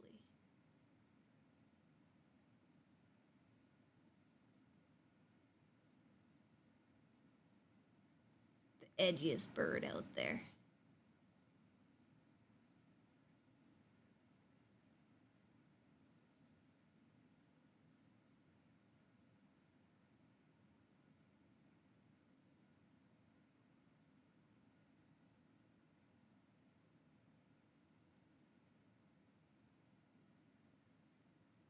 Oh, he's looking pretty cool.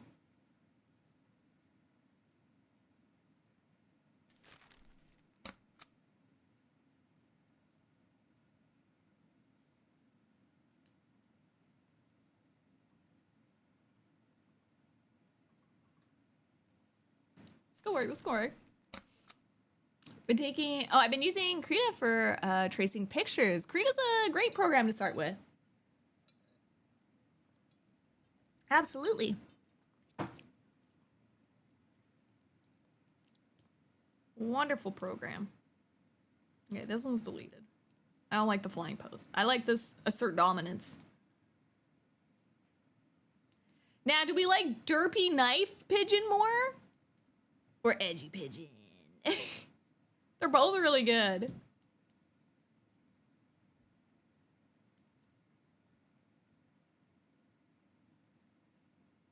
Okay, hold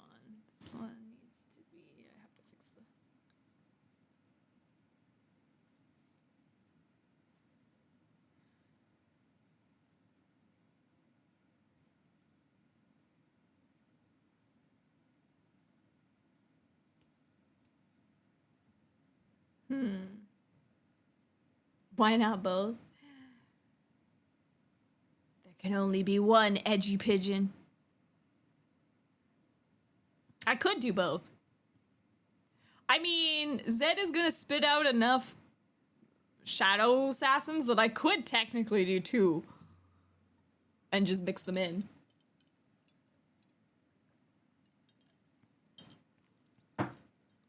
Canuck means business, it's true.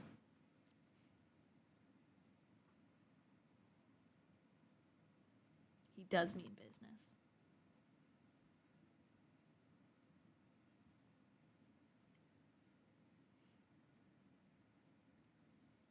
I do like the idea of this being kind of following the same angle, like his head is kind of following this line of action too of the original card. Because I think you get a lot of this with the shoulder. So maybe like I extend the wing a little bit more.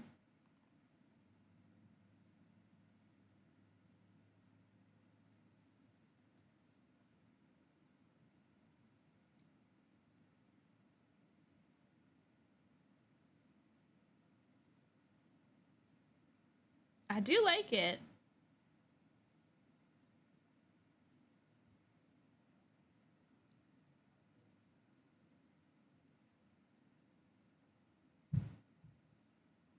Corvids don't have that. Yeah. I need to look at some crow pictures. What's that picture, Canuck?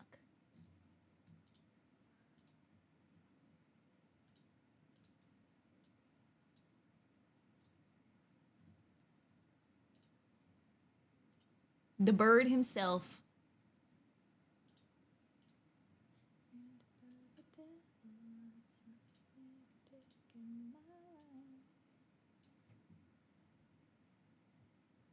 Canuck.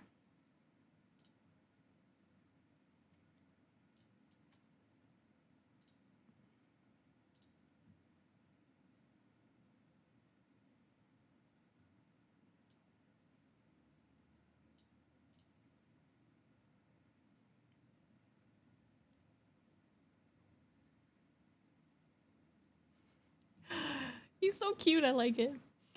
Pictures I'm trying to say related to an idea I've been having for Batman. What if one parent lived and became a widowed to singled mom Batwoman?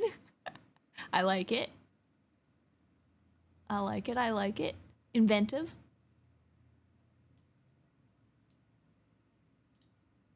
The Batwoman.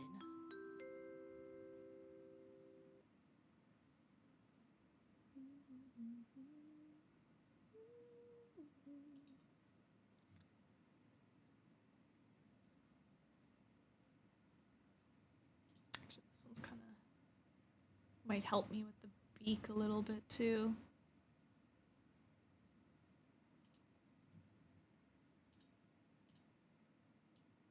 So many references.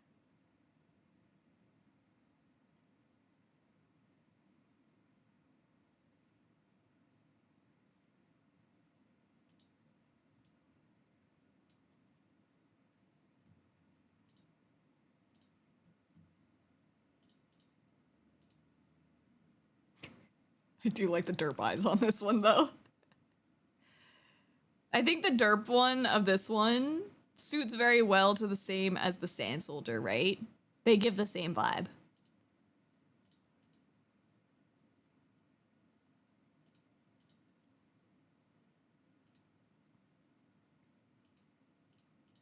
I might do both. I honestly might do both. I do like them both very much.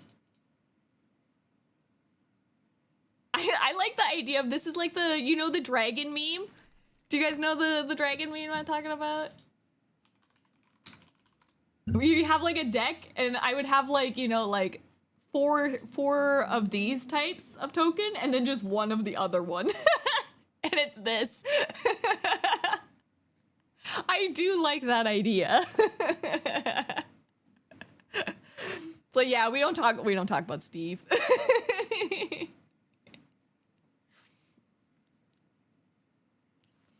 Yeah, 2 Canucks and a Steve.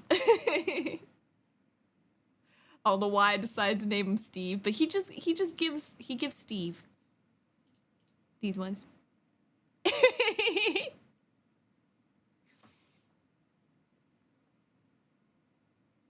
I think that could be pretty good. I'll see how much time I have for them, but I gotta start with one at least.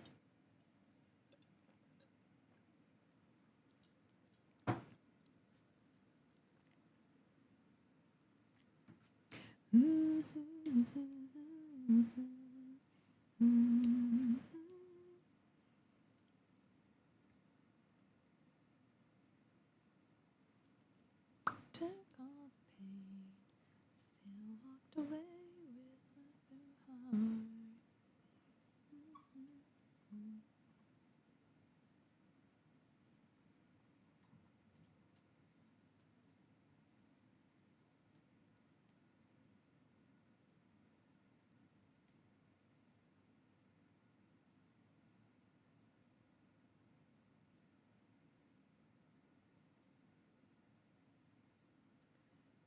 Wondering if I do like the wing up. Maybe not.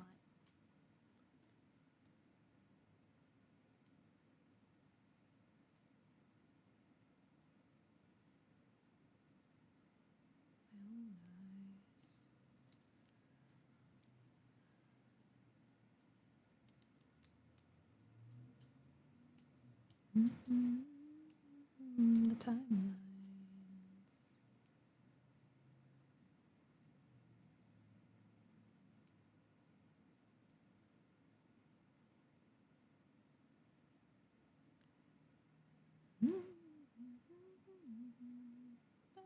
Turn the time around.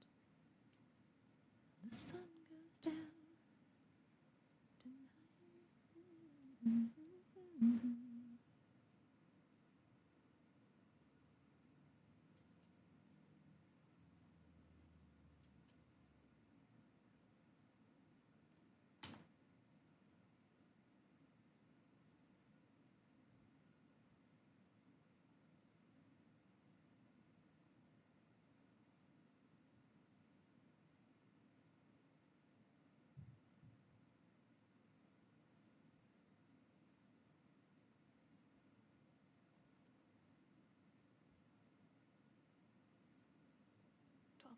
All we need, past or future, let it be. It's definitely the canon Eudora.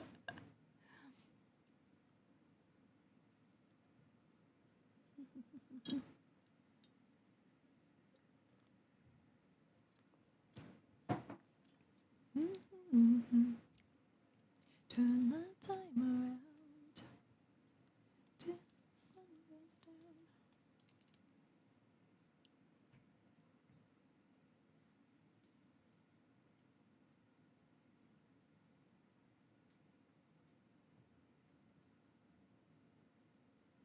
I think he needs a little more of a outstretched leggy, you know. Push that pose.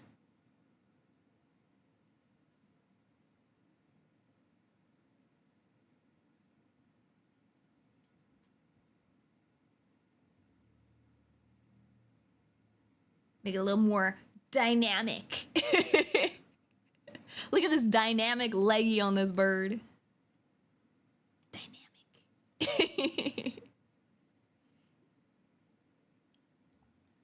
Welcome in, Iridium. Leggy action.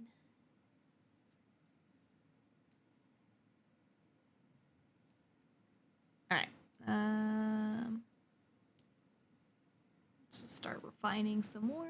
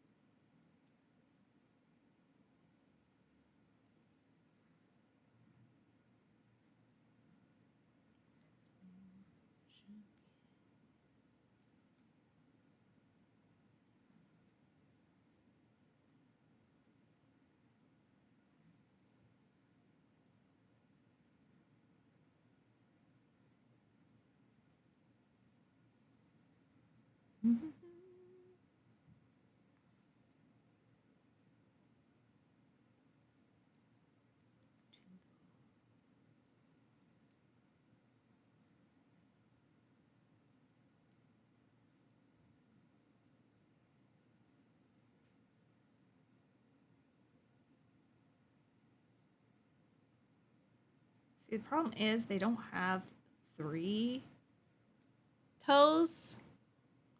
They have 4. It's not like chicken.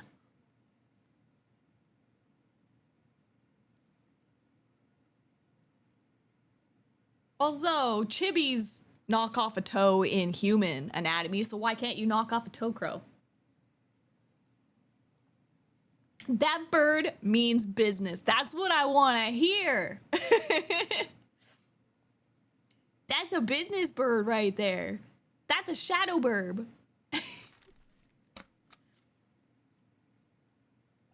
still like am tempted to throw on like a little like ninja.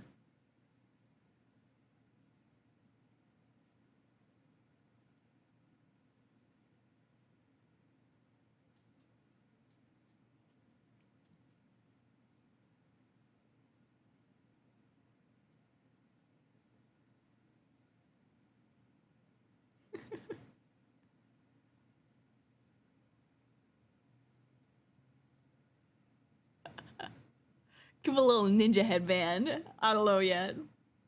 Tempted. Tempting. We'll see. We'll finish Burb first.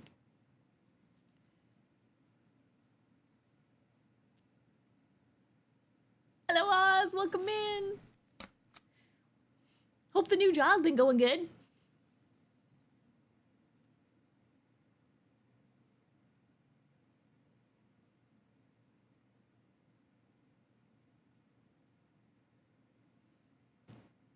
A briefcase and a tie. For business bird. That makes more sense, doesn't it? Also, welcome in, Wicked. Oh, a little eye spark. Like the little ding. It's definitely gonna have a red eye because it's mimicking the shadow clone, right? Is what we're mimicking. So it's gotta have the red eye. Oh, I didn't give it anything to like denote Z.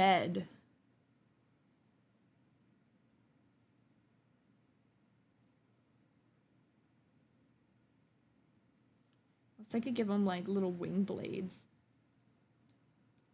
Like I know for like the sand soldiers, I gave like the pigeons like the little sand soldier stuff, but I guess for this I didn't give them anything for Zed.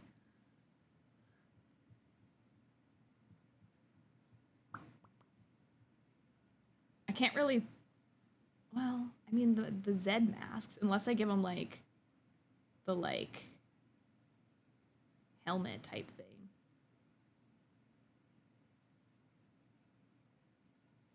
For a crow.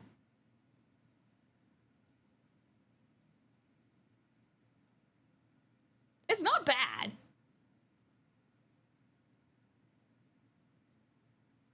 Okay, I'll think on it.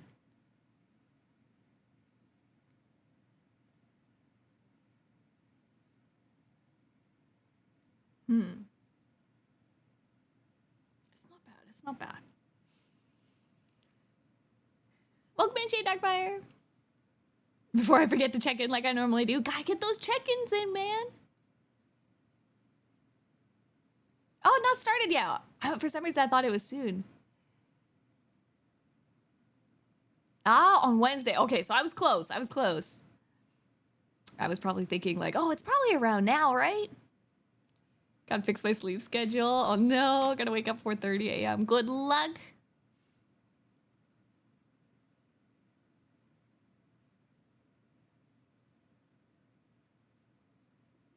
Yeah. It's a rough transition for sure. It's really rough. Let me look at Zed's mask.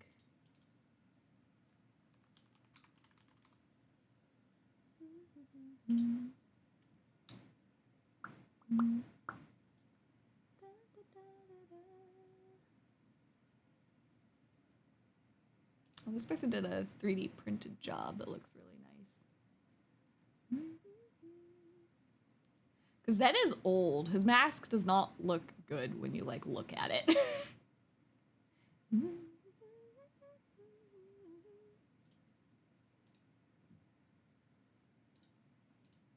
This is like his mask.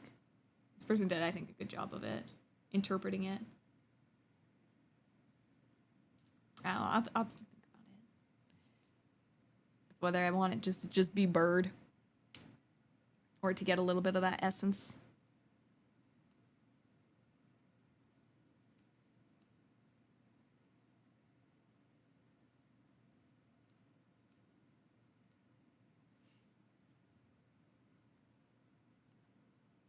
Won't let me down like the last job. I hope so. I hope you enjoy it, Oz. Crow's the hitman in this universe. I mean, this one is. So for those that are maybe confused as to what I'm doing, I've been making Riftbound tokens, specifically that all revolve around a bird. So these were my Chimkin sprites. I have the Sand Soldier pigeons. And I have the magpie, gold hoarding magpie. So I've just been making myself bird tokens, and I've been calling them Riftburbs. My little Riftburb tokens. So the new card that is coming out with the next set next week is this, which is a Shadow Clone. It's called Shadow Clone, and yeah, it's for Zed's deck that's coming out next set. Zed from League of Legends. So I was like, I'm definitely playing Zed. So I was like, I'm gonna need to get some Shadow Burbs for his deck. So that's what we're doing right now. And then, yeah, we had this one was an original sketch, which I might still make this one because I think this one looks really funny and derpy. But this was I think more of a like, oh yeah, he means business. That's an assassin bird. I almost want to call it assassin bird because I have a very much like an insider, like the card name be assassin bird. Because I have a whole thing, like an insider, I guess, joke. I don't know if it's just like an inside thing with my friends was because I decided to build full lethality Quinn one time before people like built lethality on her. It was just something that I did. And I was like, no, I build full lethality and I go assassin bird. And basically you like one kick off champions and auto them and they just explode with the lethality. So I started doing that. And then, yeah, I was like with my friends and I was like, I am the assassin bird. And I just kept running around. And every time it was like, I would be dead. And then I would come flying in with Quinn's like attack speed. I would just be like, assassin burb. And then I would just annihilate their backline. So now I just want to be assassin burb. That's all I could think of with these shadow clones. Is assassin burb. I am the knight. I am assassin burb.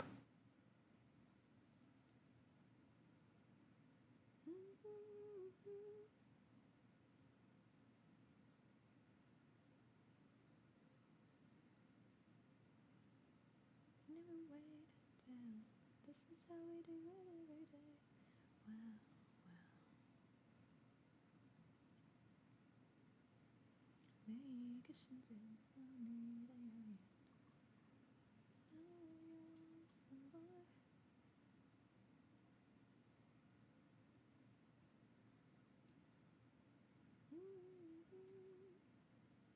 You look like you could be smart.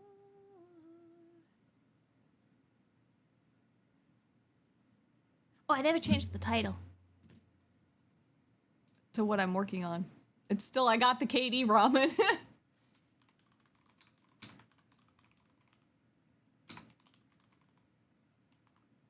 Maybe I should be in, I don't know if I should be in Riftbound or if I should be in art. Maybe I'll switch to Riftbound. Because it is still Riftbound applicable. Yeah, I got the Katie ramen. It was basically Katie ramen with regular ramen packet and sauce mix. So it's just cheesy ramen pack. It was not bad.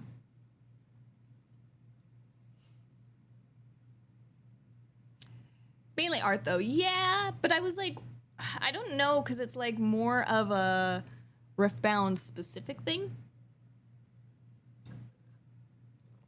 So like the people that I'd be interested in watching are probably people that care about Riftbound.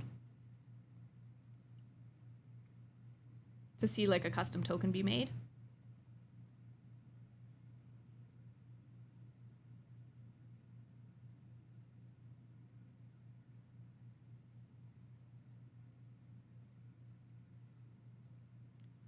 And it's also more content for Riftbound that Riftbound would care about. In the sense of like, what content can I provide as a content creator for Riftbound specifically? So like for like League content creator programs and stuff like that, right? Is more like the way I look at it. Rather than like a Twitch discovery side of things.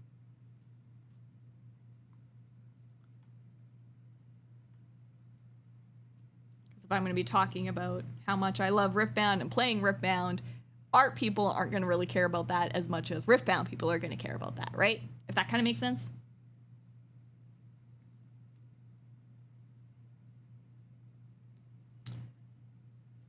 Art would be like, maybe I'm like teaching how to make, you know, cards or something. Then I feel like that would be more like related to artists. How do I want his tail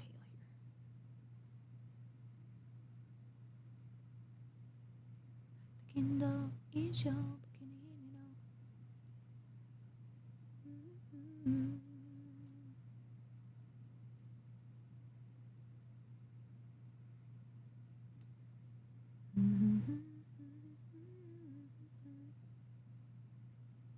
All the Katie connoisseurs coming in here. I'm like, where the heck is my Katie? And leaving. I know. I baited them all. Let Lily make official cards, Riot. I want to make tokens for Riot. Please. Apparently, League actually announced that they're going to be reopening up their partnership application stuff. I don't think I'll be able to get in, but I'll still try. I don't think my numbers are large enough. But Riot, of all the companies, Riot is very good at not looking at numbers and looking at quality and personalities more personally, in my experience, which I really, really appreciate from their community, content creator community side. They really do analyze things by hand for their selection process. So you have prior history with them, so maybe that would help. It would help if any of the contacts that I had are still on that team. And it's also very different too, because that is the cosplay side rather than this being like art.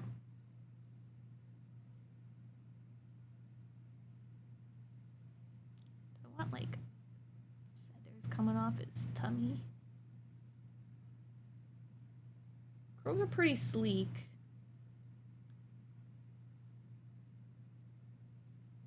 Now let the hunt begin.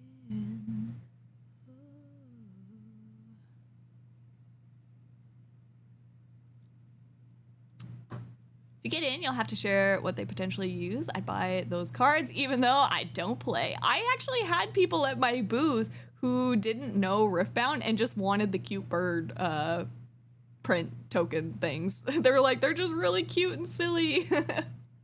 But they didn't know Riftbound and they still bought them, which I was really shocked on. I never saw like people that like don't even know what Riftbound is buying these tokens. They were just like really big bird people. That's why I was like, maybe I should be making them as stickers. So people could just buy the cute birds, and then people that play Riftbound can just like stick the stickers onto their physical tokens. Have you ever played Deltarune? I haven't. I've never played any of the Undertale, Deltarune series stuff. I don't think it's really my genre type, but to play for a game.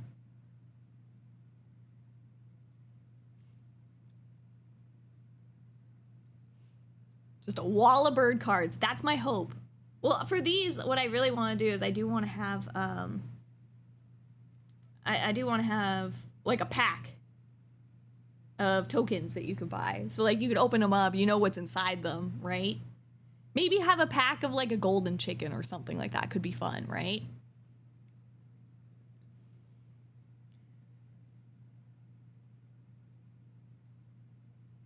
I don't know if I want to do like a stomach separator. I know I have his more like his tummy is. Maybe I should keep that.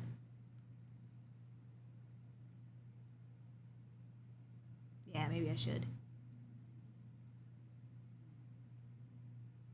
I think it keeps it looking like he's like puffing up his chest, you know? He's strong. He mean business.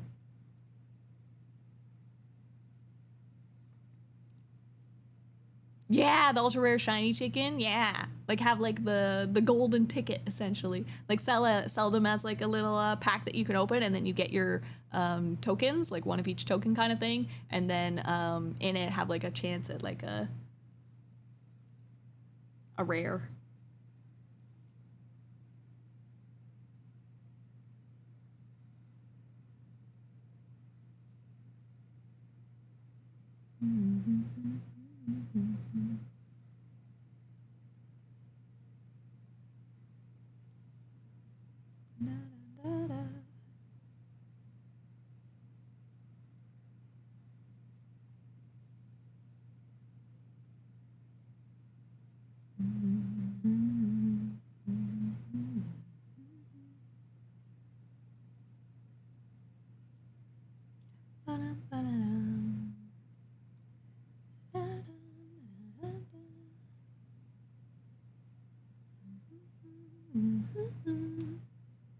Great Lily Rush of 26 card rush.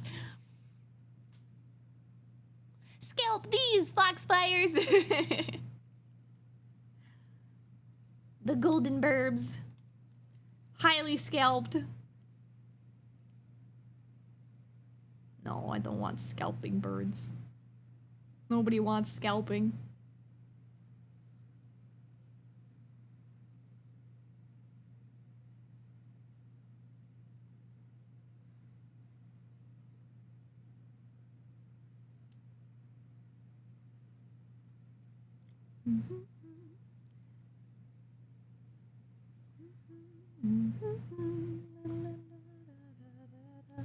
Ah.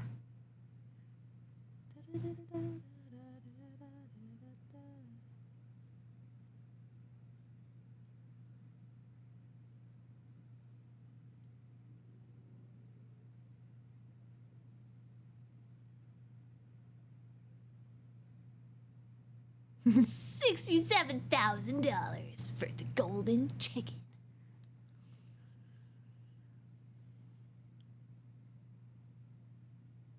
Lilian, company time. Hello, Bisky. Heck yeah. That's what I like to hear. Hope you're having a good work day.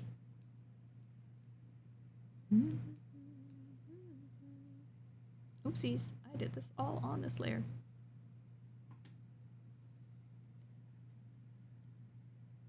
I guess it doesn't really matter.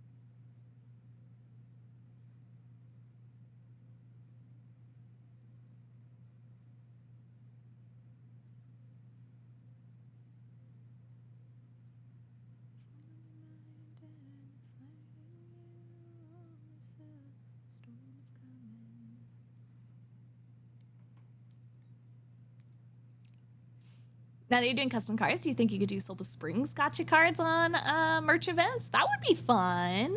That would be a fun idea, Blaze. What kind of greeting is that, Dubisky Ion? What the heck? The golden chicken with panko flakes.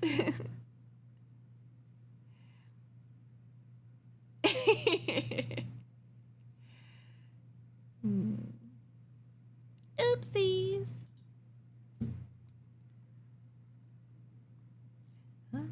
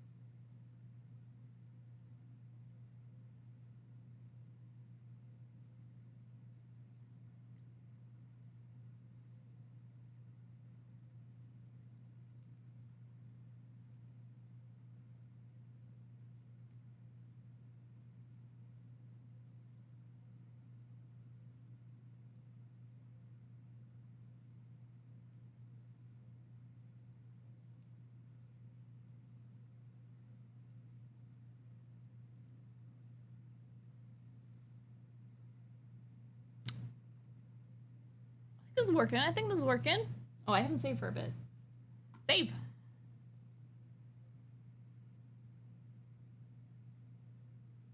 So Corvids have kind of a rounded beak top. See this kind of shape up here? Looking at like this rounded shape.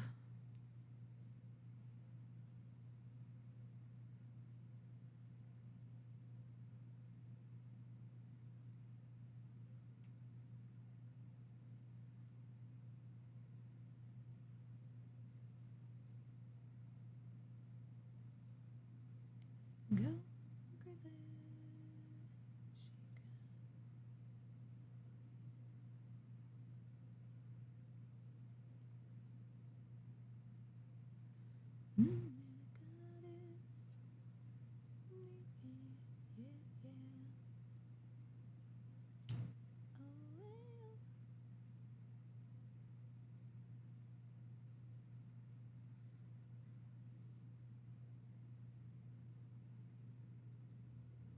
Love is the way, shorty, I got it.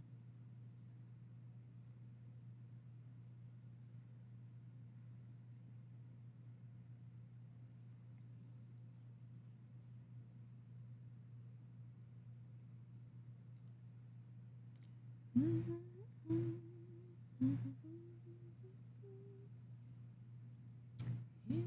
call me monster.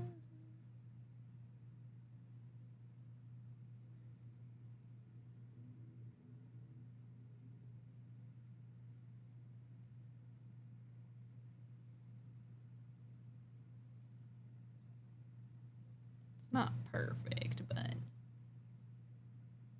go with it.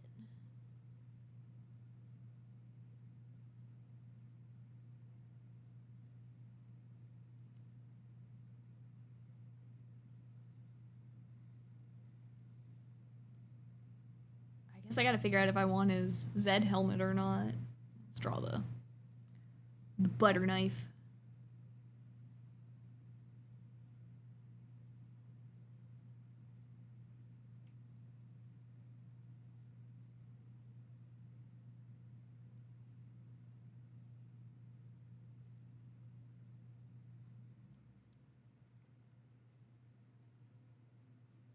Should be a serrated knife? I don't think so. I think like butter knife is funnier. Like a rounded, plain dinner butter knife. Toured a cookie factory last week. The place was so dangerous, I had to sign a waiver. Beautiful, beautiful.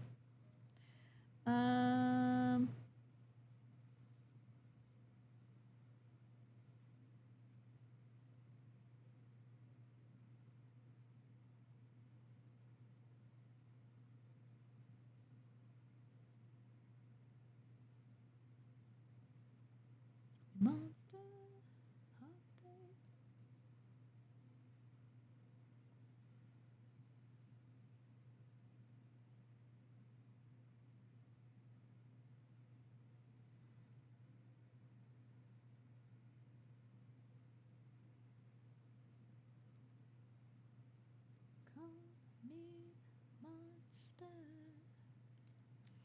More conical than a butter knife? Go for a cheese knife?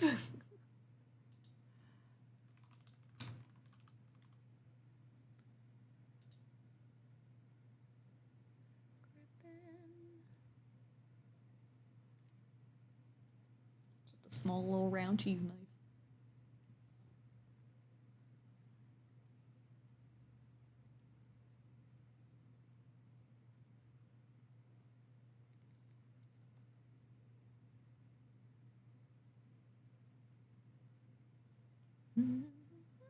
That looks pretty good.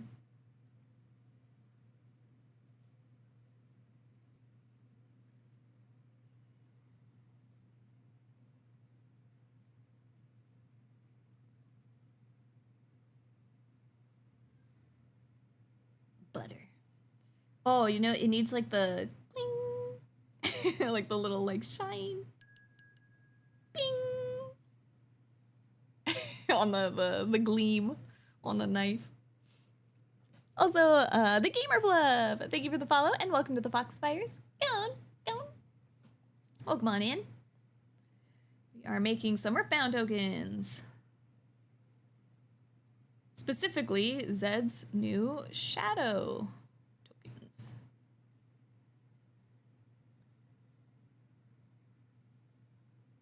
Now, do I give him the helmet? I think he should just be Bird.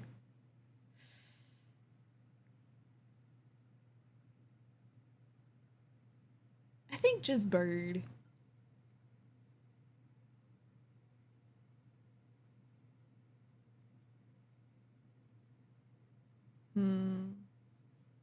This is so cool. My ass with the tokens are forward. So the tokens are for me to use in Riftbound.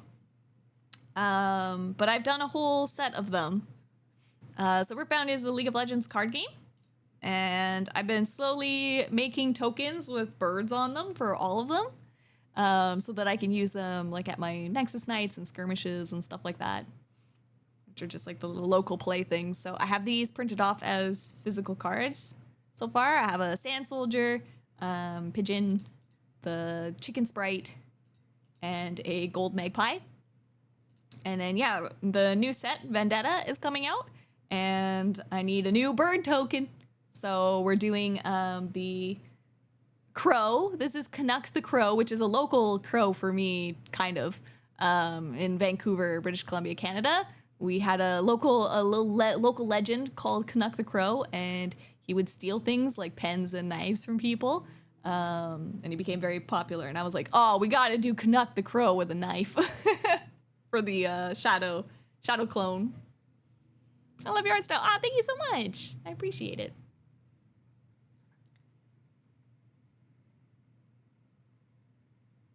It's looking pretty good.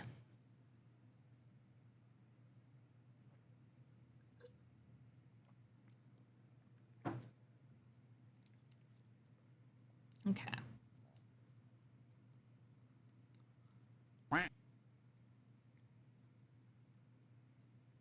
And then why am I making them bird tokens? Just because I love birds. That's the only reason. It started with the Sand Soldier. Because Azir, so Azir is the Shrima Empire, and he has these sand soldiers, but his like ascended form resembles that of a bird. And I was like, oh, I want derp pigeon sand soldiers to go with my Azir deck. So then I did that, and then I was like, I play Ari, and I want my bird token. So I was like, well, then I'm just gonna make a sprite chicken. And then now I'm like, I want all my tokens to be birds. So that was how it evolved. Let's see, Azir. This is what Azir looks like. For some people that might not know. This is his emperor. Oh, what happened? What about the hood? I don't know if I want the hood or not, Blaze. The jam dripping off of it. The jam off the butter knife. Did you get them printed and laminated or turned into physical cards? Yeah, so I'll show you those too. I think I have it on my Twitter. Let me find it.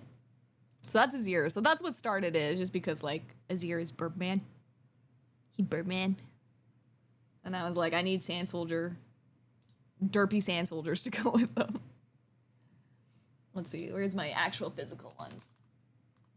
I'll keep those on the side so people can see them.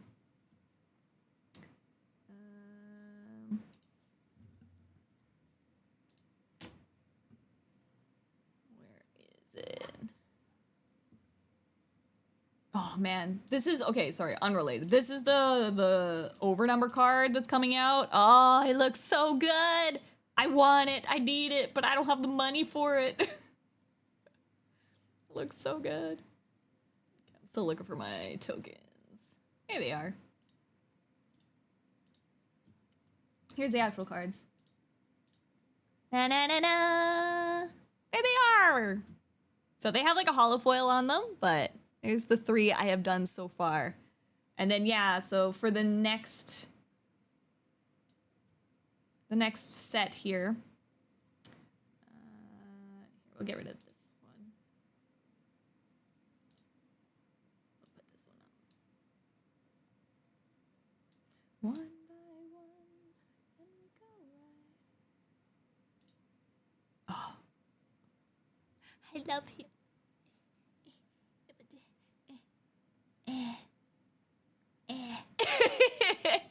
I need him. I need him. Okay. Back to Shadowbird.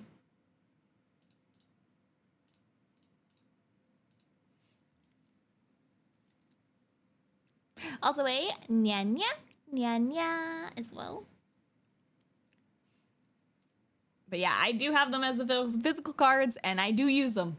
Yep, I absolutely use them. I had ones because with I play Ari mostly, and my Ari deck uses a lot of, well, at the time it used sand soldiers and sprites. So I actually had cards that were, one side was a sand soldier and one side was a sprite. So I could use them for either, depending. I had like 3 tokens that were like that in my base. And that's like, I did this for myself. I just made them for myself to take to the Vancouver regional qualifier. And then people that were there kept wanting to buy my tokens from me as I was using them. I had people that literally bought them from me at the Vancouver regional qualifier. So that was like, I was like, oh, I guess if people like them, maybe I'll try make a token set deck that people can buy. So that's why I did like the back side of the card to be Rift Bird. And then I was like, let's do more tokens. And I was like, I need Shadow Burbs because I am gonna play Zed. I'm gonna try to play Zed. He might be too hard for me. I don't know. I'm gonna try to play Zed. And if that's the case, I'm gonna for sure need the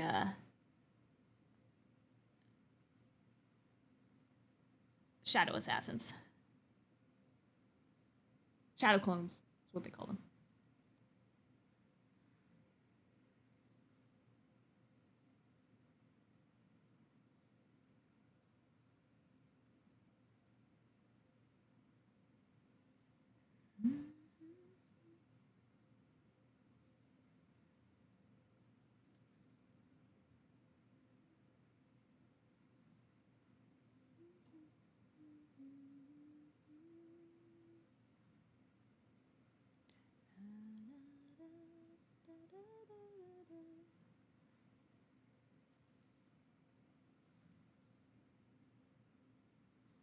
So you need like slicked back hair maybe.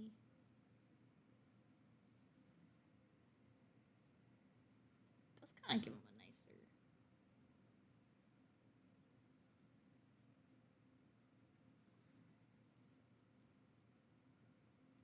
He looks more like a Stellar J if I do that though. But I kind of like it. It gives him more of a... Are Stellar J's Corvids? I think they are. I gotta look it up. Stellar J Corvids. Are they in the Are Stellar J's Corvids? Yes, Stellar J's are indeed Corvids. They belong to the family Corvidae, which makes them close relatives, crows, ravens, and magpies. I thought so because they have like voice box. This is a Stellar's J for people that don't know what a Stellar's J looks like. Hold on. These are Stellar J's. They have like little mohawks. Aren't they cute? They're super cute. I love them. Also, gone. Altajar's like, I gotta even it out. We can't have nyas without cones. Yeah, they're pretty, right? They're really pretty. And they have like, they can like mimic sounds really well too, in the same way that a corvid can. That's why I was like, the way they make sounds, I was like, it's gotta be a corvid.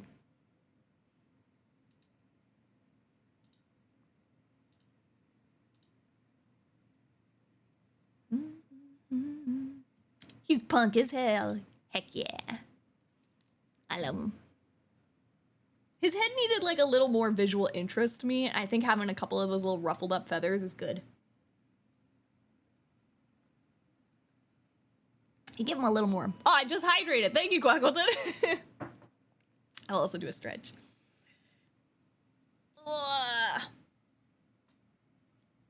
EV2 model looks 3D, is it? It is a 3D model. Yeah. Here. Show off the whole thing.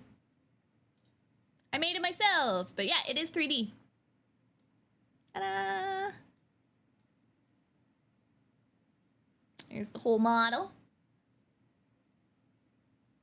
And then I have big tails too. Somebody wants to redeem the tails for wow factor. I have a big tail, and then there's lots of tails. There they are!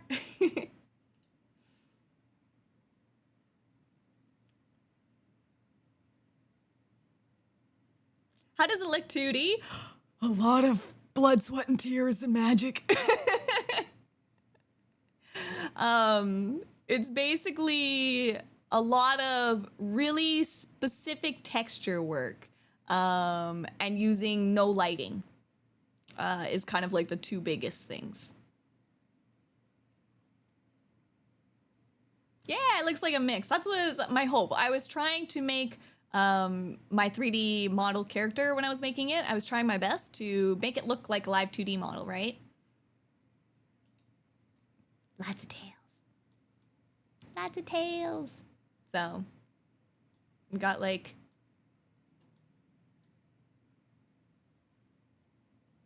a lot of little extra detail things like adding, like, if you see, like, under my hair, there's, like, specific layers under my chin as well, kind of where the belt is, and under the bow. There's, like, even specific shadows, you'll see them, that are, like, planes that are made to mimic a live 2D model. And there's some other things, like, the eye jiggle physics and stuff is all made to, like, look like a live 2D model as well. All the, like, texture work and stuff, like in my ears and stuff, you'll notice, like, it's all done very, like, flat and, like, with an outline on everything. And again, like, even all the hair and stuff too, all have, like, it's all hand-drawn lines on the edges of the 3D model and stuff like that. Like, you'll notice, actually, this is probably a good way to show it. On my ears is all those lines are, like, basically, oh, now they disappeared. Basically drawn on by hand for the outline, but on my tail, when my tail was up, these outlines are procedurally generated too. Oh wait, no, these ones aren't. I think those ones I actually did do by hand, didn't I? I think I did. Or I think there might be some procedural. Yeah, and like on my legs and stuff too, or like around my arms, there's some procedural lines that add like a little bit of texture, but it's basically how you texture things is how you get it to look. You have to do everything by hand, which just takes a long time. It's a labor of love. Yeah, I got a huge mofu tail. Okay, I think I like this crow. Oh, maybe this wing needs to be a little wider.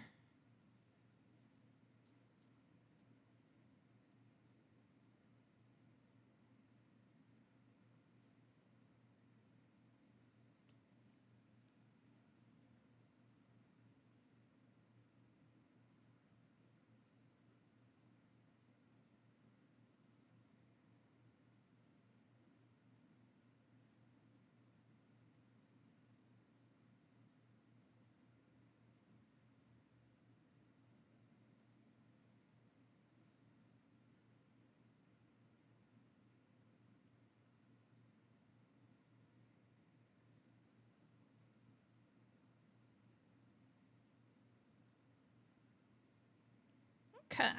Oh, wait, his face.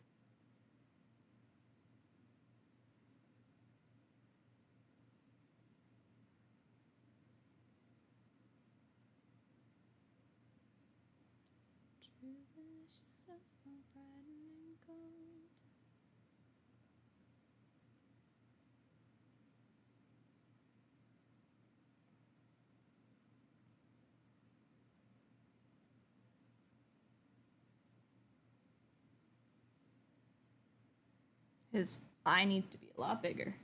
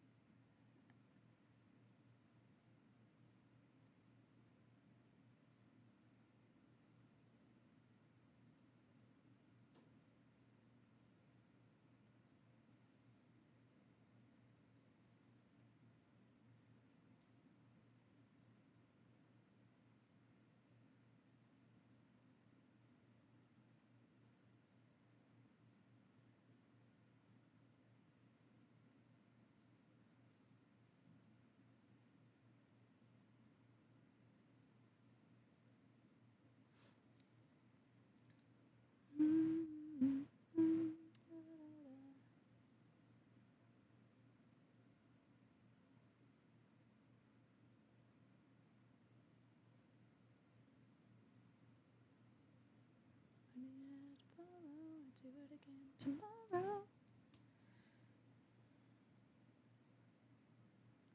Like music, gotta kill it. Distant rumble and fall.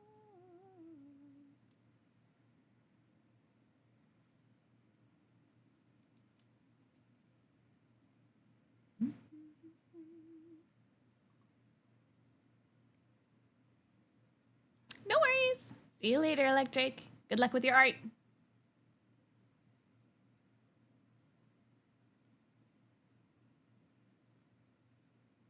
Oh, right, but I want it in red eye, actually. I forgot, because the shadow clones, so I don't actually want something like this.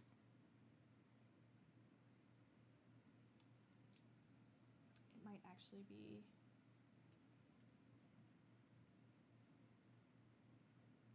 more just like a filled in red eye.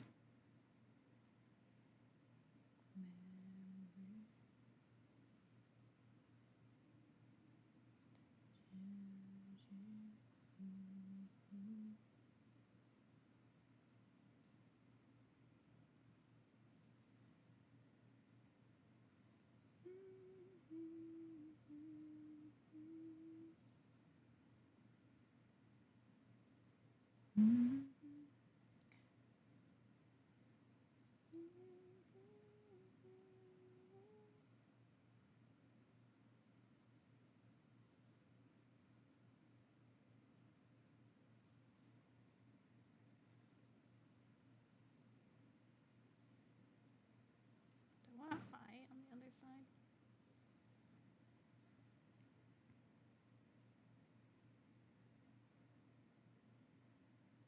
Maybe not. Okay. I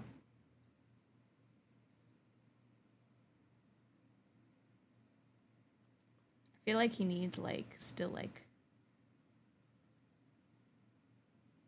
smokiness. I don't know if I could do the smoke effect off his wings.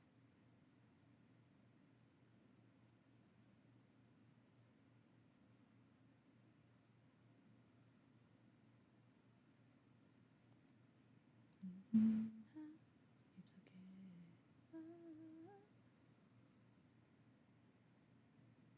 We'll see. We'll see what I can do. Okay. Let's do some line art.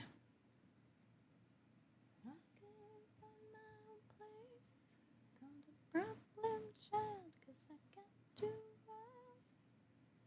How I'm getting paid.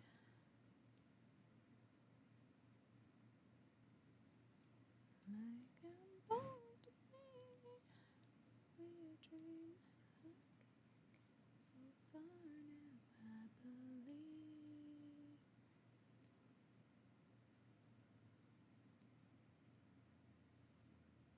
Gonna be golden. Oh, up our voices.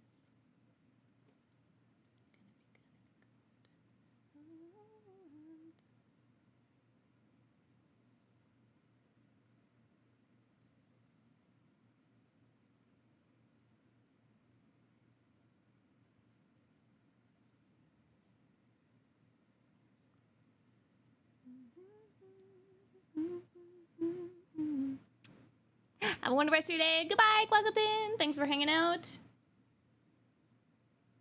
I hope you also have a lovely rest of your day.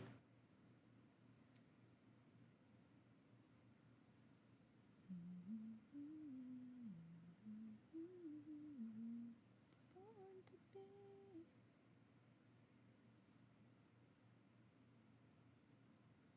I know I believe we're going up, up, up, along. Gonna be golden. Gonna be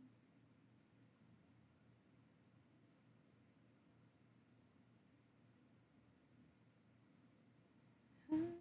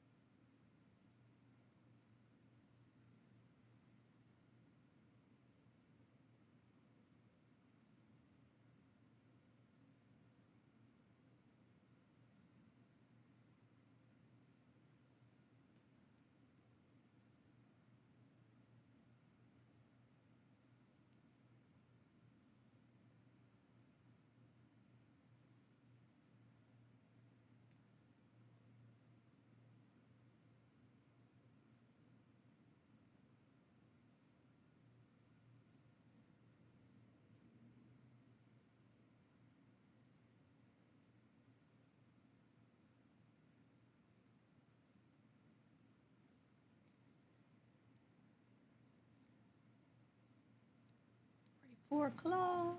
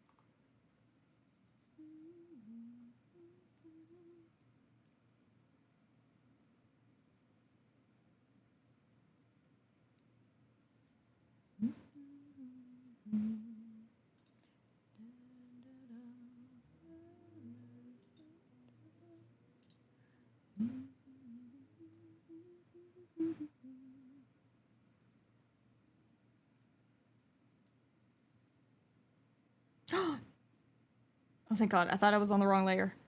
Oh, I'm fine. False alarm. False alarm, gasp.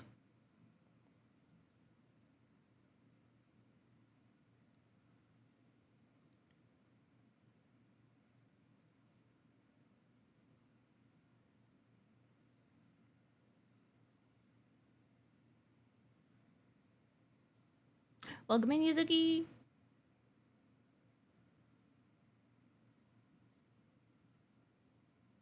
Check again, just make sure I did. I just did, man. You made me look again.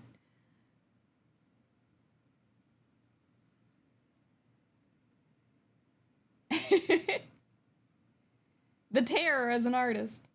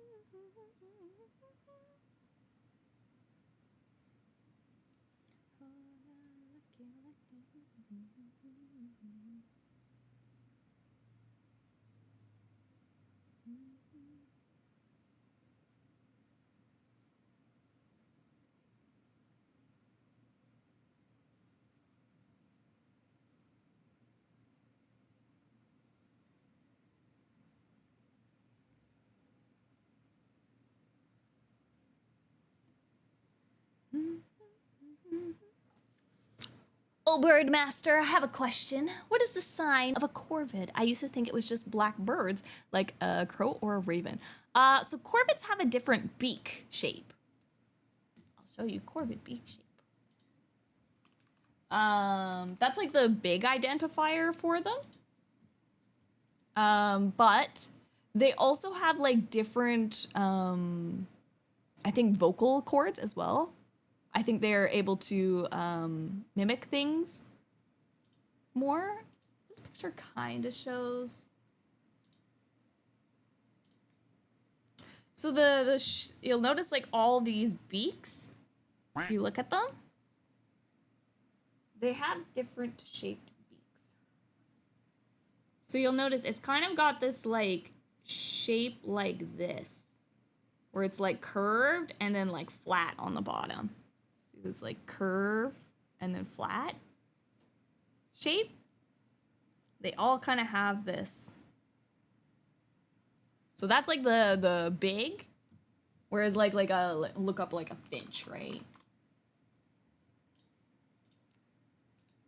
So their beaks are different for a corvid, right?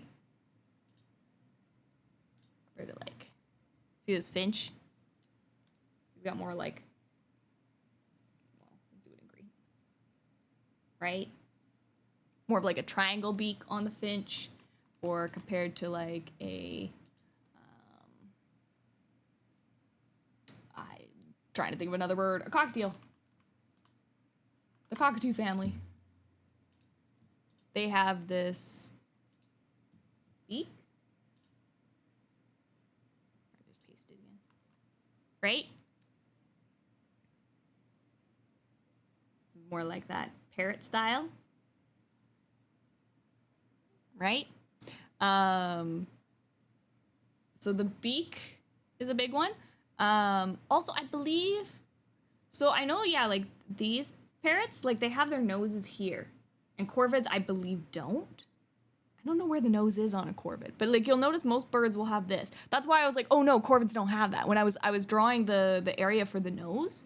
So like if you look at like this cockatiel versus like even like a pigeon, right? Their noses are here.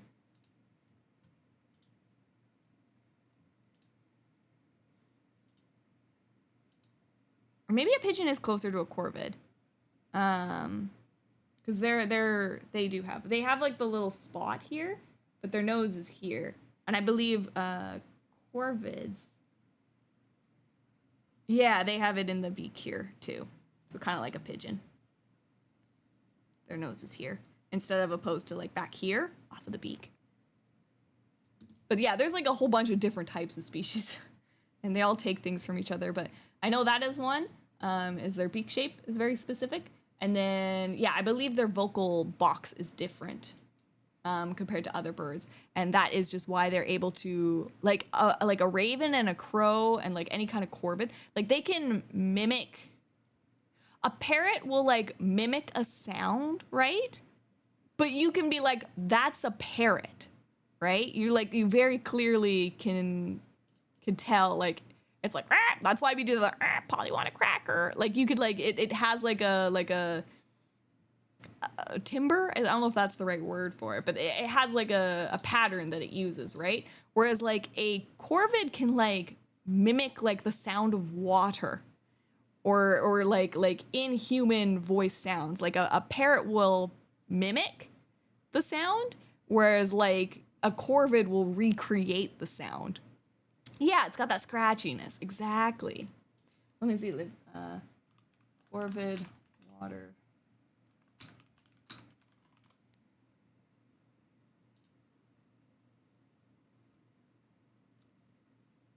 Let's see. Pause our sound. Let's see if he makes.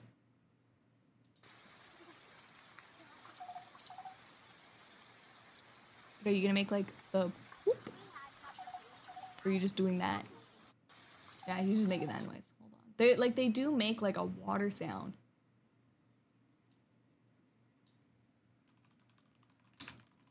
And I was like, this is why I was like, all like cryptids where they're like, I hear a baby crying in the woods and stuff like that. Like all those kind of like cryptid things. I'm like, yeah, you're just hearing a corvid. It's not an actual human. It's just a corvid making human sounds. Like they are eerily creepy. Like, it's like that uncanny valley, I guess, in voice recognizing that it's so close to real sound.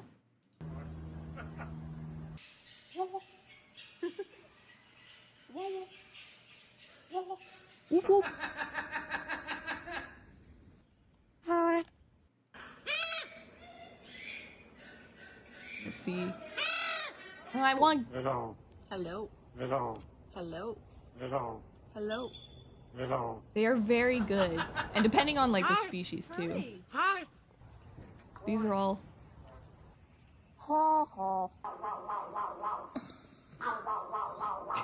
Making weird noises. I want one. There's like, they make a water drop sound, and it's so like, it's so good. Oh, this person on TikTok I think is usually good. Everyone has a problem with everything, but what we let slide is that parrots can talk. So the real thing that people are letting There we go. slide, Here, not let me that see. parrots, ravens and crows can speak, it's the fact that they use words in context. They can link words to actions and they understand why we make certain sounds. So Fable will always say hi or hello to me because it's a greeting. So when I walk over to her aviary first thing in the morning, she says hi because it's what I say to her. She also has certain words she See, uses their when she brains wants to be are much affectionate, bigger like than boo other boo. birds too. That's the difference between corvids And as well. also, mwah, mwah. There we go. Mwah. See, did you hear that mwah? Like, listen how like, and and also mwah, mwah. There we go. like parrots can't do that. She also has words that she will use when she sees my dogs. So she likes to shout at the dogs while I'm calling them or when I take them out for a walk. She makes certain animal sounds when she sees the animals. audio is She doubled? sees chickens, she knows chickens make clucking sounds and she will copy them. So it's not all about how only she can mimic me almost perfectly to the point that to the point There you go. that Hopefully it's she good now. sounds the I didn't same know it as was me. doubled. Thank It's you. the fact that she understands context sometimes and she will only use sounds in certain contexts depending on what's happening in the situation. Because after all, ravens are incredibly So I guess this is smart. Fable. Hi. I wonder if there's more The final Fable. information I'll leave you with, just to totally freak you out, is that they are really good at problem solving. Mwah. Mwah. They will find He's like, give me ingenious kisses. ways to Mwah.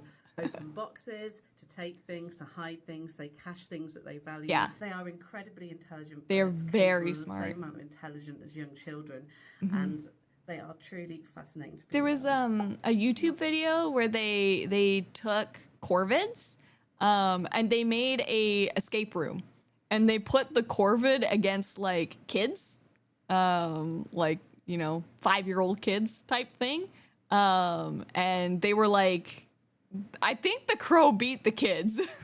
So obviously, like, you can't teach the crow like, oh, it's this puzzle, then you got to go to this next puzzle over here and stuff like that. So they just timed the bird based on like how long it took for him to figure out. They like drop the bird in the area and be like, okay, figure out the puzzle bird. And like they time it, right? And they time like the kids of like, okay, they're at this escape room puzzle or whatever, time them. And the crow was able to figure out faster than like 5-year-old humans, right? Like figure out the problem solving. So very, very fun, very, very cool. They are just very, very smart. Yeah, exactly. Both forms of mimicry, parrots doing impressions while corvids are recreating, exactly. And it's creepy how like accurate they get. I think it's like Wings and Wildlands. Do they have more videos? I wanna hear more of Fable talking.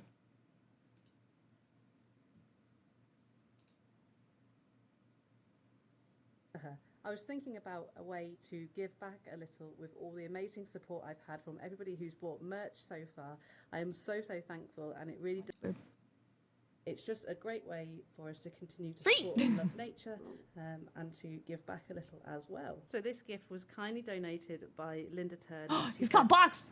Hi Fable, I hope these gifts bring you the wow factor. That's really sweet. He's gonna figure it out. He's like, there's food in there. Where's your box? Oh, it's exciting. Like, give me that food. He's so smart. They're so smart. Like, I think corvids too are like one of the few animals. Like, there's very few animals in the animal kingdom too that like use sticks and stuff as tools. And corvids are one of those. Oh, well. Where they'll actually use things or like Fable. sticks and rocks and stuff like I have a that. feeling you're So like gonna one have of the quite fun puzzles with they this. had was there's like a peanut in a glass of water that's too shallow for his beak to reach, and he like they figure out that if they take stones and they drop the pebbles into the water, it raises the water level so that they can get the peanut. She can safely play with. Smart. She can Incredibly investigate. smart. She generally likes things that are ball shaped, so. Oh. Cronuli.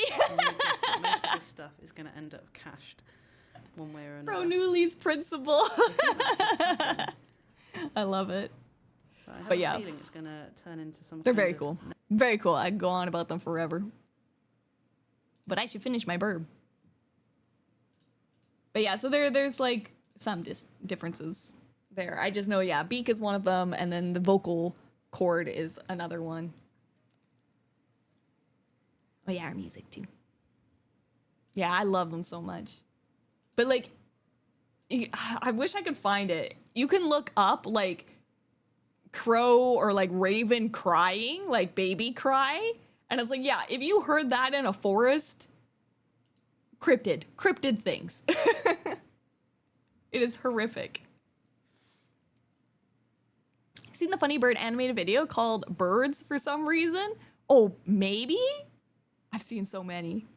Birds for some reason. I feel like I have Fox, but it's not like immediately jumping to my brain. But the title sounds familiar to me.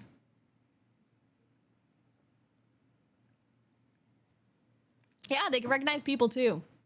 So don't piss off a crow in the wild, because also the fun fact about how smart they are, if you piss off a crow, they actually tell future crows about you.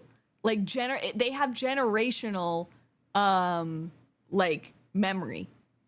Like they tell the other crows what you look like. And so not only do you have one crow that hates you, you'll have the whole flock hate you for generations. They tell you, they're like, stay away from this person. They're that smart. It's the one with the birds dancing.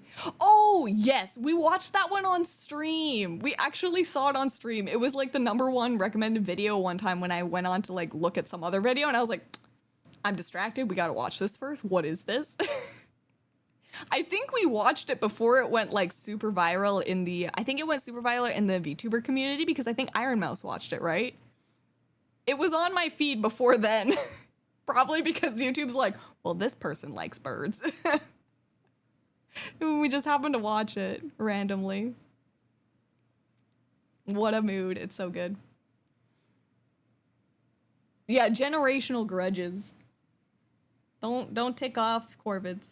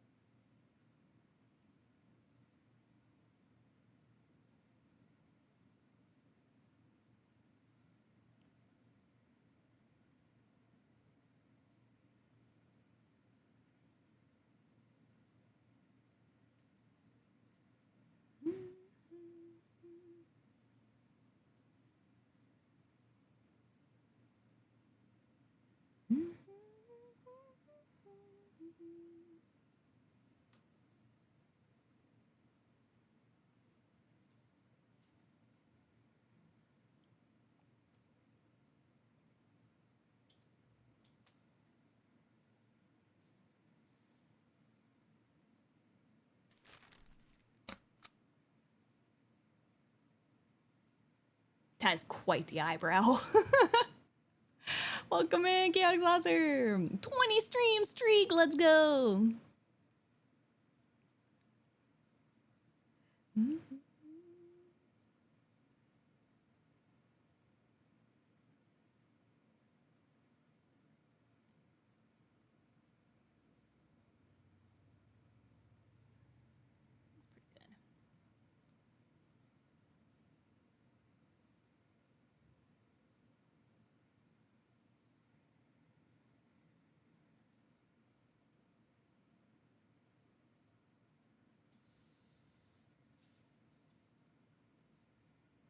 I'll still make it red. We'll go with that. We'll go with that. All right, colors.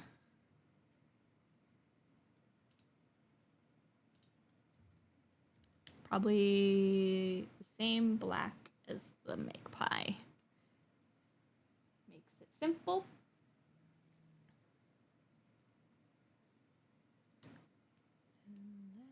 Oh, I forgot his little fluff on his tummy.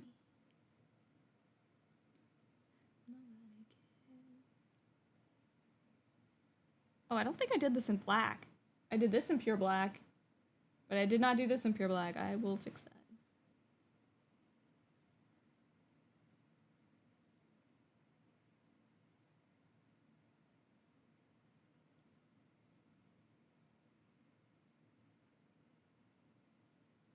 An evil so unspoken.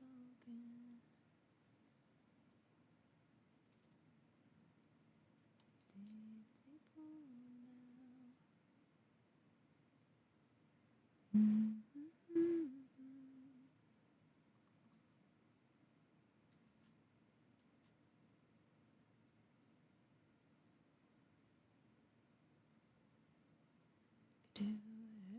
nothing I could say. No running away. Alright, control this. Pure black. There we go. Thank God it's a vector layer.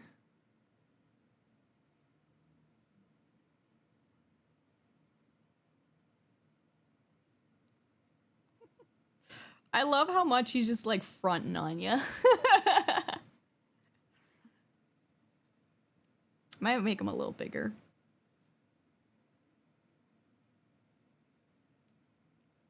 Let's just turn all our layers on.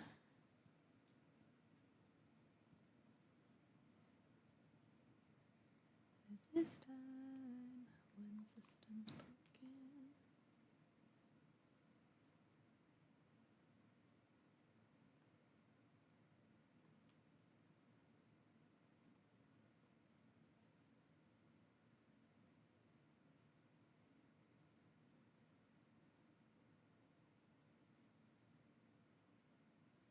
I like that.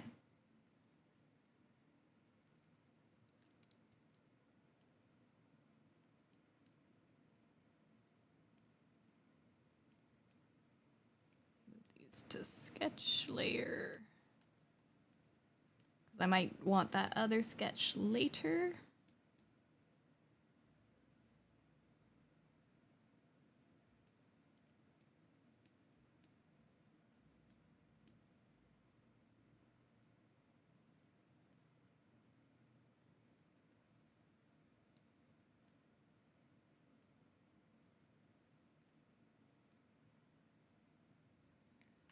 this Alt-2.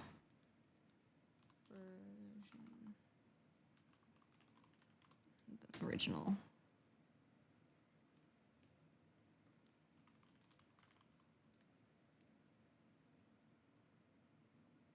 All right, sketch layer. Sketch.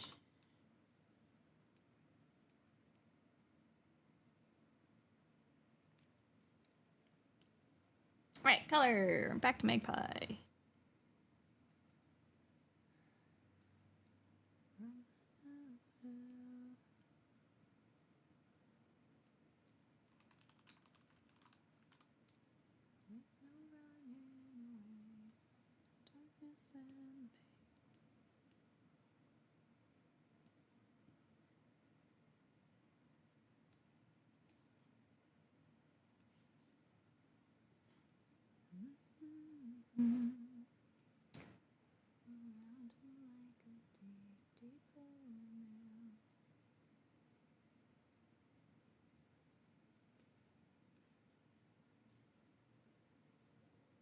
Oh, he looks so good already. All right, and then he needs a red eye. Let me also do this as a reference.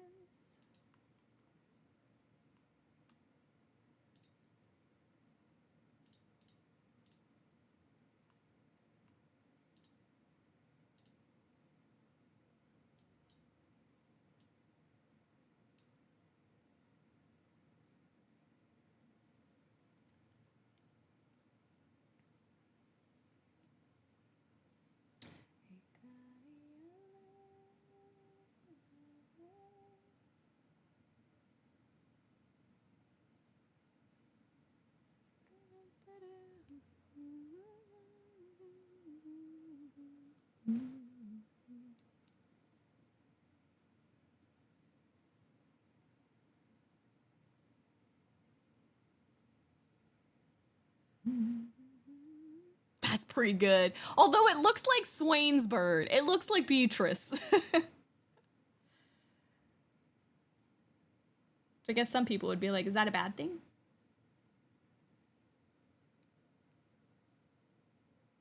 Let's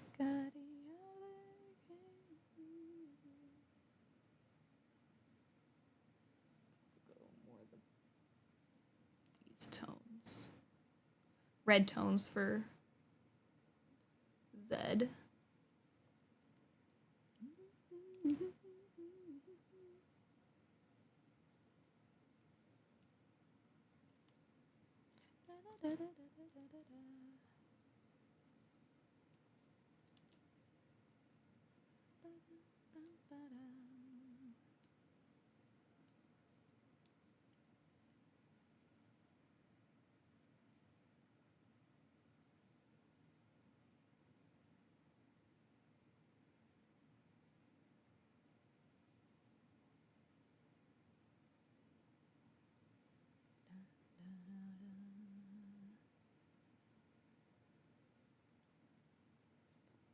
Brown from here for the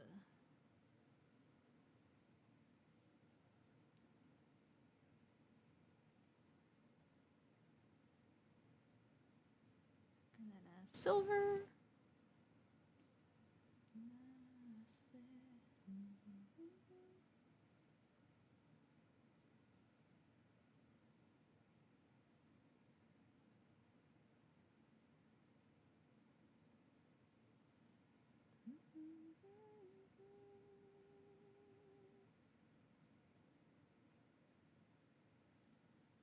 If you were a bird, what would you be and why? I don't know. I don't know. It's a great question. I would love to be an American dipper. Or maybe a sandpiper. Those are some pretty cute birds. I do like them quite a bit.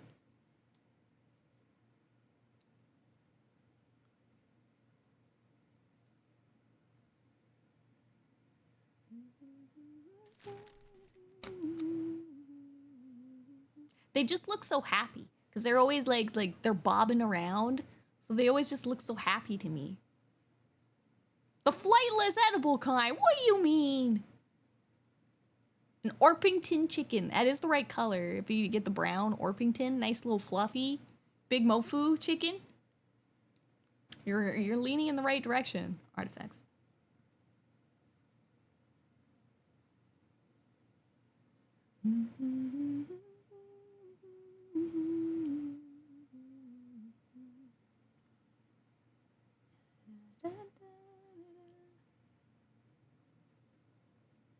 Let's do.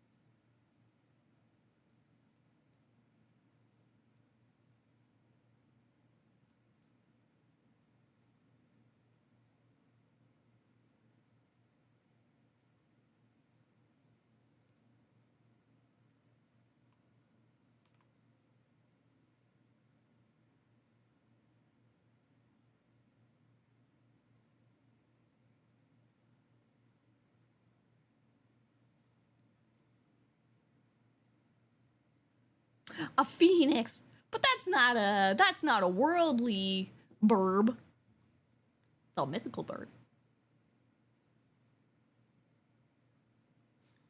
I mean, if we're counting mythical birds in, then that's a pretty good fit.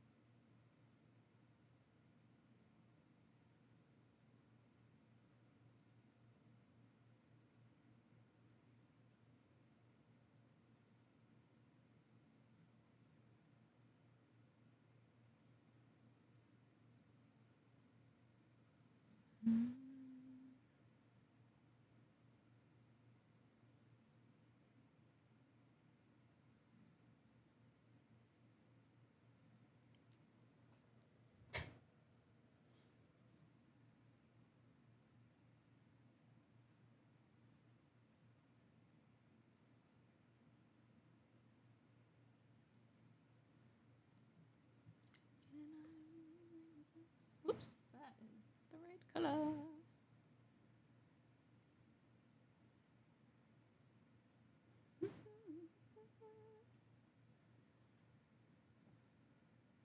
Hush, hush, hush, hush, hush, hush, hush. Feel the rush, rush, rush, rush. Whatever.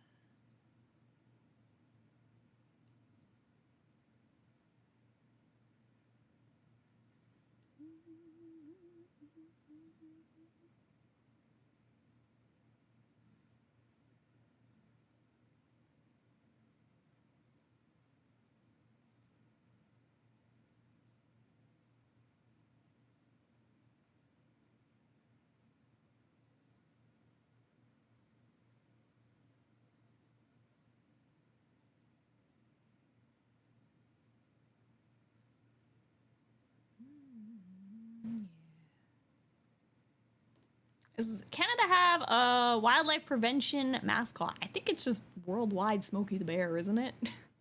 Or I guess like North American wide. Because it's still Smokey the Bear here.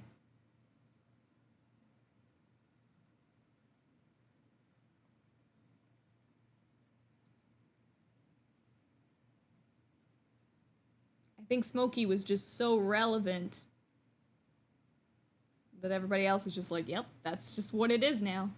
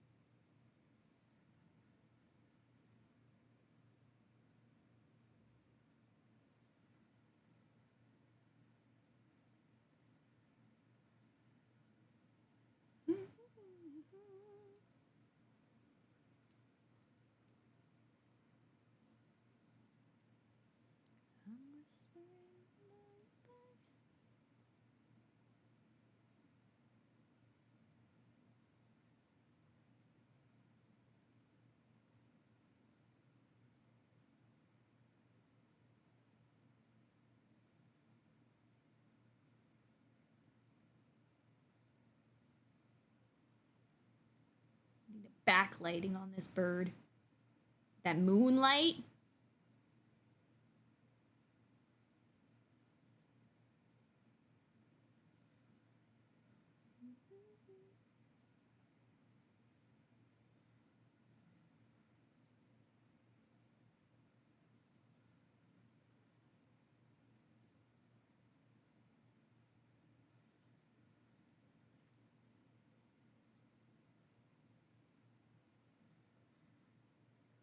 Canada no longer uses bears as primary national wildlife. What is it now then?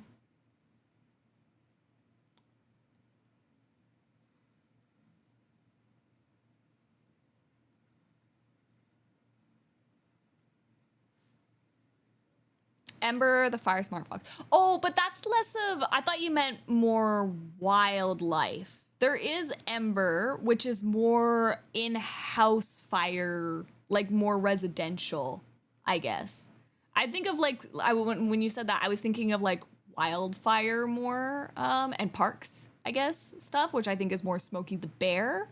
But yes, I think there is Ember, which is more like our local fire stations. I think use Ember, the fire fox. But maybe they've changed it to parks as well now. But I have seen the fox mascot too. But when I see that, I always think of like more like residential for some reason. Probably because it's more they're teaching kids and they're using the mascot for kids, probably is more what that is.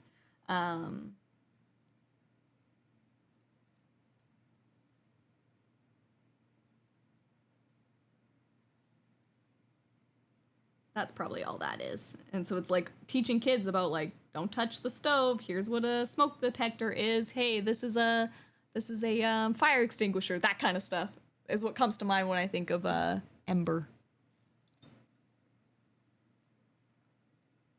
But they could use it round the clock for everything. I think I'm just old, so I have the Smokey the Bear propaganda drilled into me.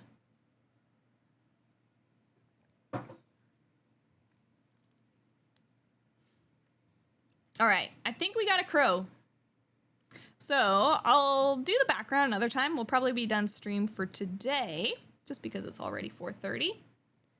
But I'll see if I can add some like smoky effects into his wings. And obviously I got to Photoshop out Zed slowly. Here, I can just do a little quick. Or the shadow clone, not Zed.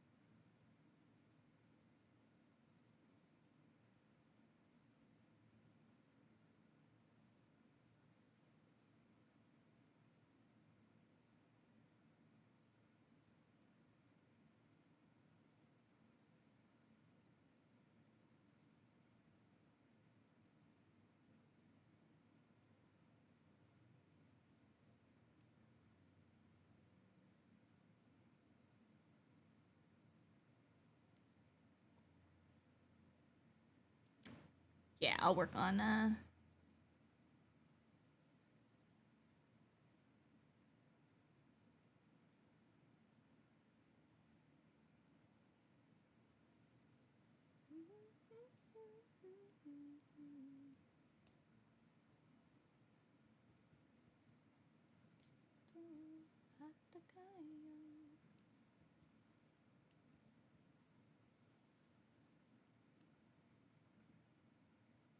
there you go. For now. He's still kind of there, but that's okay. I'll work on it. I'll Photoshop him out. But at least there, we get a little bit of bird. Yeah, I want to give him some glow. I gotta do some smoky, I think, effects on him. And, yeah. Then we'll have a shadow bird token ready to print. I'll get it on, I'll put it on my socials and stuff when I do finish them off and when I print them off. Just like these guys I did. And I am ready for Vendetta, which is not this weekend, right? Oh wait, this is the weekend. This is Saturday. It's next weekend. Next Saturday is Vendetta. So actually, yeah, that's a good point. We won't have. I could do a small stream in the morning. It might be a really, really small stream. Just because I have my pre-rift next Saturday. I won't promise there be a stream. If I'm feeling up to it after art, I might pop in, even if we just do maybe like a little casual just chatting for an hour or something like that. I might be able to do that, but I'm probably gonna be pretty exhausted after the pre-rift event on Saturday. What I'll try to do is when I go to the pre-rift, I'll try to take video and stuff like that to show you guys afterwards too. So we can have a catch-up stream, show off the cards that I got and stuff. So maybe what we'll do actually, what I could do is maybe do a stream Sunday morning. Because I think I'm only going to do 2 pre-rifts this time. I did 4 last time. I did 4 for Unleashed. I think I'm only gonna do 2, and I might try to buy out Z cards singles instead of ripping packs. I don't know yet. I haven't decided if I want to buy a box or not yet. I guess I gotta figure that out before before Thursday, because I think it comes out on the 31st, does it? Is 31st the preview day? I think Vendetta comes out on the 31st. So I gotta figure out if I want a box or not to open the 1st of August with you guys. It is fun to open a box with you guys. That's why I was like, maybe if I do less pre-riffs and just buy 1 box and just open 1 box with you guys, maybe I'll do that. Maybe I'll do that. I can't afford, I wish I could afford to open a bajillion cards with you guys, but cardboard crack is expensive. So yeah, I might still just like buy most of my Z cards that I need kind of thing. I don't think you should open a box. You should get 100 boxes. Us. Just a mere 100 boxes. But yeah, so I'll figure out my schedule for next week. I still can't do Puppy Bowl on Monday because I'm still meeting with designers. I think the designer meeting on Monday, I think is countertops. I think I'm doing countertops on Monday. There's so many things to pick, guys. So many things. But yeah, so I won't have that. But next weekend, I don't know what we're gonna do for Weeb Wednesday. I will look at some options and see if there's something. I know I have so many things that I want to watch with you guys, so it's not like I'm at a loss of what to watch. It's just which one is next kind of thing. So I'll still try to do that for next Wednesday. And then we'll definitely have stream on Thursday, probably continuing our Stardew Valley on Thursday. Yeah.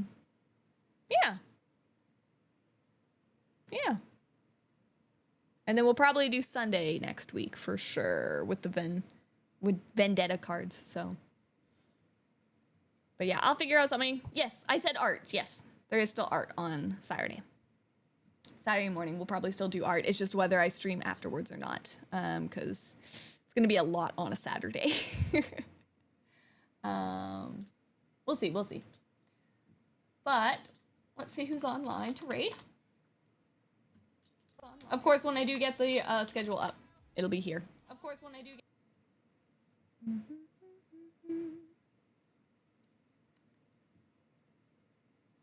Zelda's doing art.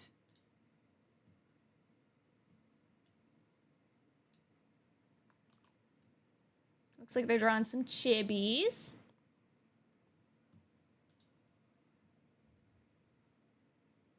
So yeah, we'll go give them some love.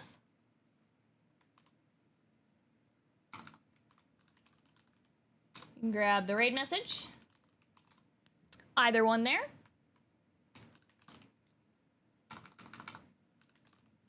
And otherwise, yeah, I think that's everything. So I'll see you guys. Oh, it's gonna be a long ways away, but Thursday.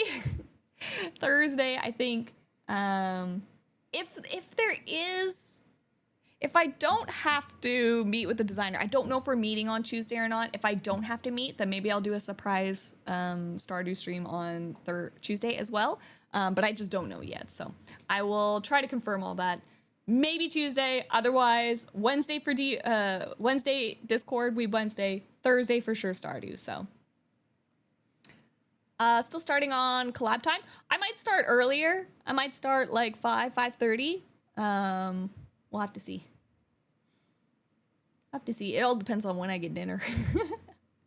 But I'll try to just start up earlier if I can, since I don't have to wait till 6, because the 6 o'clock time was just because Aqua and you can't join until that time, so. But if I can get finished and eaten food before then, I'll join whenever I finish eating, so. Cool. Let's get that up for Zelda.